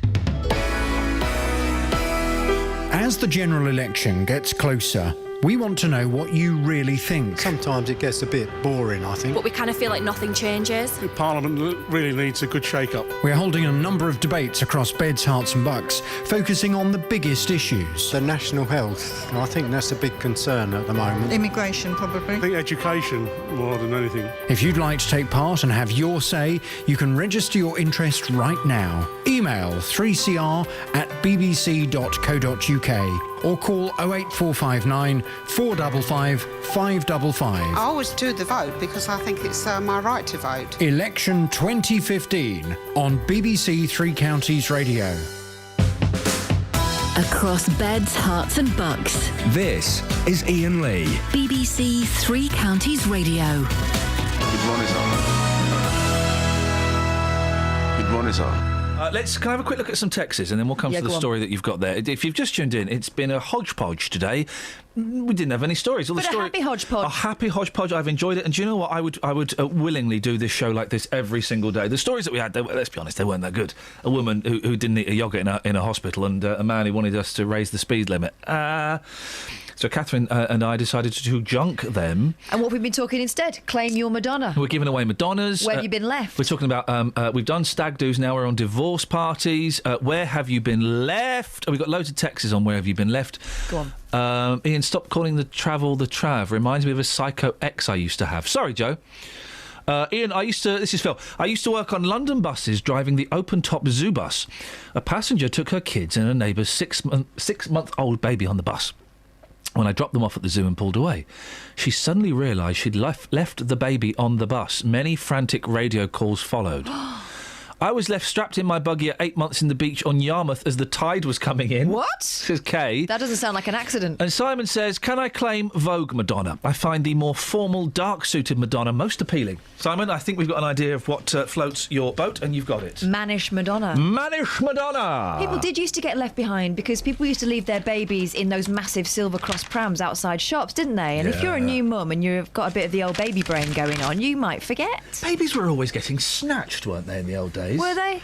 Well, everyone says, it's terrible now. I genuinely think everything is a lot safer now. We're just more aware of stuff. But I don't think there's actually any increase in the number of paedophiles. I just think we're more aware of it. Yeah. But babies were always getting snatched in the 70s, weren't they? Not always, but quite Define often. always. Once a week? Yeah. Once a week, a baby was being snatched in the 70s from outside a co-op. Okay. That's very specific. Very specific indeed. What you got? If you were that baby, 08459 455 555. The Queen and our human... Well, they wouldn't know. They will be brought up as though they were that couple's own baby. Oh. Or that mad woman's old baby. If you live in a house that's got faeces on the wall, you were probably snatched as a baby. Call us now. 08459 455 555. It happens. The Queen is the person who best epitomises the nation's finest qualities, according to a survey of people who I would suggest like the Queen. Yeah, so but a multi-millionaire who looks down on people. We don't know that. And had...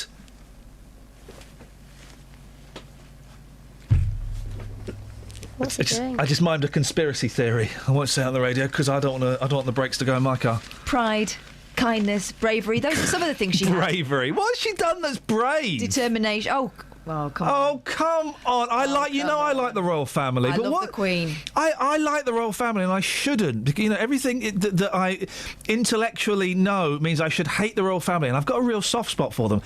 But what has the Queen ever done that's been brave? She's tolerated Philip. Well, I mean, yeah, I know she... Forbearance. Yeah, fair play. Pride, kindness, bravery, determination, generosity, humility and a sense of humour are the attributes that define what it is to be a Briton. Oh, no, it's not. It's what it is to be a human, nice person. Yeah. A third of those polled said the Queen is the best example of these qualities. Do they know her? Ahead of naturalist David Attenborough and comedian I wish he put some clothes on. I've been in the same room as David Attenborough. Grumpy. Is he? In the green room for, I guess it may have been the Alan Titchmarsh show. Grumpy. Would you like to sit? I don't want to sit here. I don't want to sit here. Would you like a tea? I don't want a tea. This is not tea. And then Alan came in like a ray of sunshine. Oh, David, it's so marvellous to see. Oh, Alan Titchmarsh. He likes you, doesn't he? Come on. Yeah, he loves it. A third of those polled said the Queen is the best example of these qualities. The Duke and Duchess of Cambridge, Prince Harry... Oh, Prince Harry's in favour again, is he? Have we stopped taking the mickey out of him? Yeah, no, now that he's in Australia, yes, we like him. Sir Richard Branson, again, is he in favour again? Have we stopped He taking the mickey never out went of him? out of favour with me. Physicist Stephen Hawking. Oh, we've always loved him. No, yeah, but I think he's getting too big for his boots. Former footballer David Beckham. Oh, are we fans of him again now? I thought we were jealous of him. And Harry Potter author J.K. Rowling. Ooh. Oh, do we like her again? Oh, I've always liked J.K. And J.K., let's just say... no, I'm thinking of J.K. and Joel. Sorry, carry on. I was thinking of J.K. out of Jamiroquai. Completed the list of model British Name citizens. other famous J.K.s. 08459 4... Let's see if we can get 10 before the end of the show. The invention of the internet by scientist Tim Berners-Lee was the achievement that made most people proud to call themselves British. Really? Do you know what? I think we're going to have another Justin Vox in a second. Justin. Yes, I've boss. just found one more. A little bit of politics. OK. Go on. A little bit of politics. Farage rejects dual citizenship. Farage rejects dual citizenship. Kelly Betts, quick answers, please. Hang on, phone's ringing. OK, well, that's incorrect. I don't know where she got that from, that story. Justin Daly, Farage rejects dual citizenship. Has he turned down membership of the Jewel fan club? Jewel had a couple of hits in the 1990s. What was her song? If I could tell the world just one thing. Oh, she's a bit hippy-drippy, wasn't she? It was all okay. It's a beautiful She song. was a Joni Mitchell for the 90s. She was good. Incorrect data. Catherine. I think it's to do with the fact that he's got half German children. Yeah. He said to them that you can either be my child or you can be British. No. This is a brilliant story. UKIP leader Nigel Farage was yesterday challenged to a sword fight by a man claiming to be a Polish prince. Janek Zleslinski threw down the gauntlet and suggested an 18th century style duel after claiming he has had enough of the party's attitude. In an online video filmed in an ornate room, he brandished a sheathed weapon and said, "I've realised that what I have to do is stand up in defence of my people in the UK." Mr. Farage responded... So what I'd like to do, Mr. Farage, is challenge you to a duel. Mr. Farage responded by commenting on Mr. Zlinki's impressive sword before adding, "I'm not intending to accept the offer." I like that. I'll watch. Justin, Madonna. We're giving away Madonnas after a young pop singer, Nick Drake, pretended to puke up after she put her tongue, maybe something else, down his throat. We're giving away Madonnas. What else is she going to put in there? Dentures? Maybe something. Maybe she was smuggling microfilm. Oh, right. You never know. Do they still have microfilm? Anyway, Justin. Incredibly, people have been giving answers on the streets. I've been asking which Madonna would you like to claim? And we have perspectives here from people living in Bedfordshire, but also people who are German and people who are Italian. So we've gone European with this one. Here's what happened.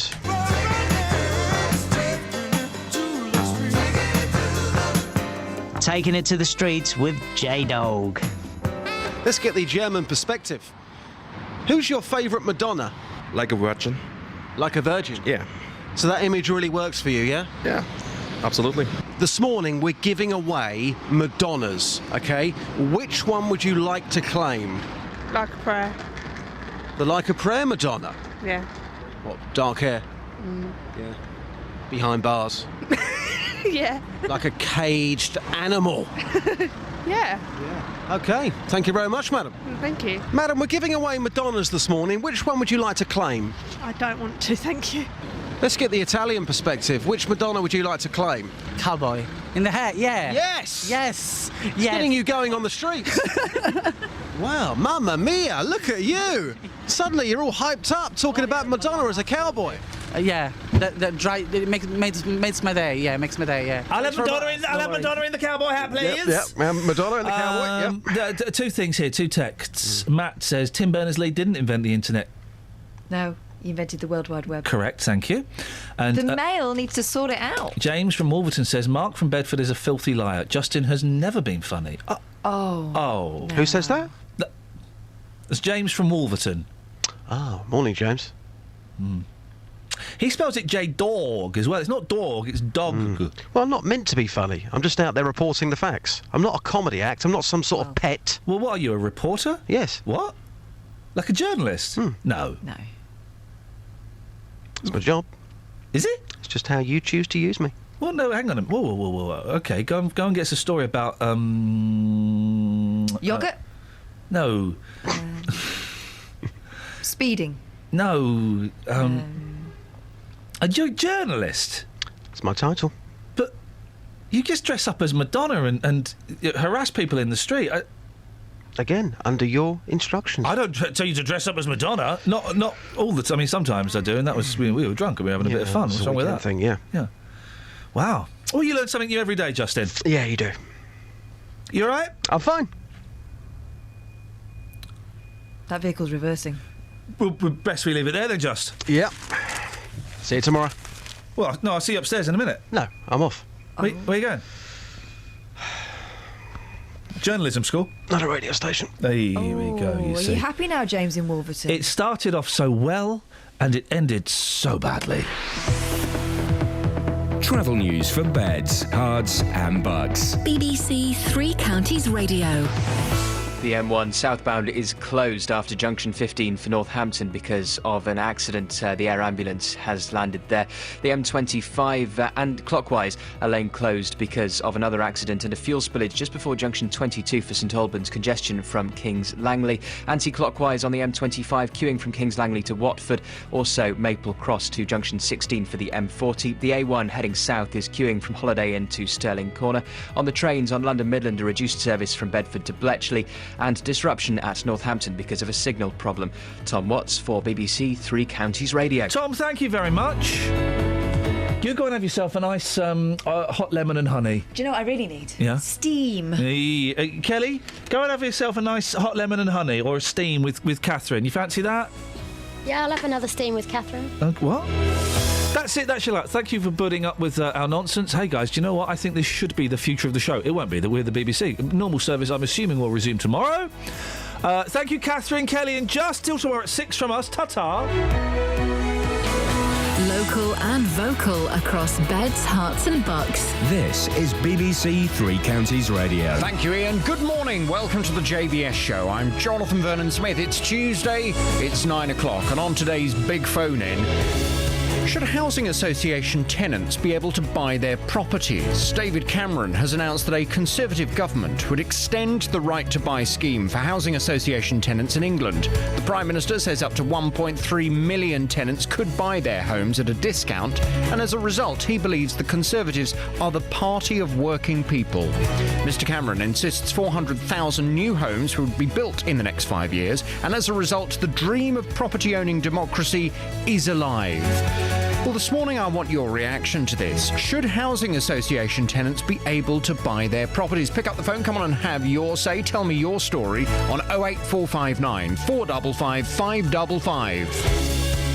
This is the JVS Show on BBC Three Counties Radio. Your call in just a second, but first let's get the latest BBC News at 9 o'clock. Here's Simon Oxley. The headlines: Tories launch election manifesto this morning, Luton man back in court after death of a child, and Bletchley Park notebook sold for $1 million. BBC Three Counties Radio. David Cameron is to announce plans to extend the right to buy scheme to give 1.3 million housing association tenants the chance to own their homes. The policy will form the centrepiece of the party's manifesto, launched later this morning. Ruth Davison from the National Housing Federation says it could cost the taxpayer billions of pounds to compensate housing associations for selling their properties cheaply. Halfway through a programme of austerity and in the grips of a housing crisis, if you had £20 billion of taxpayers' money, would you just give it away as a gift to some of the most securely housed people in the country on some of the lowest rents?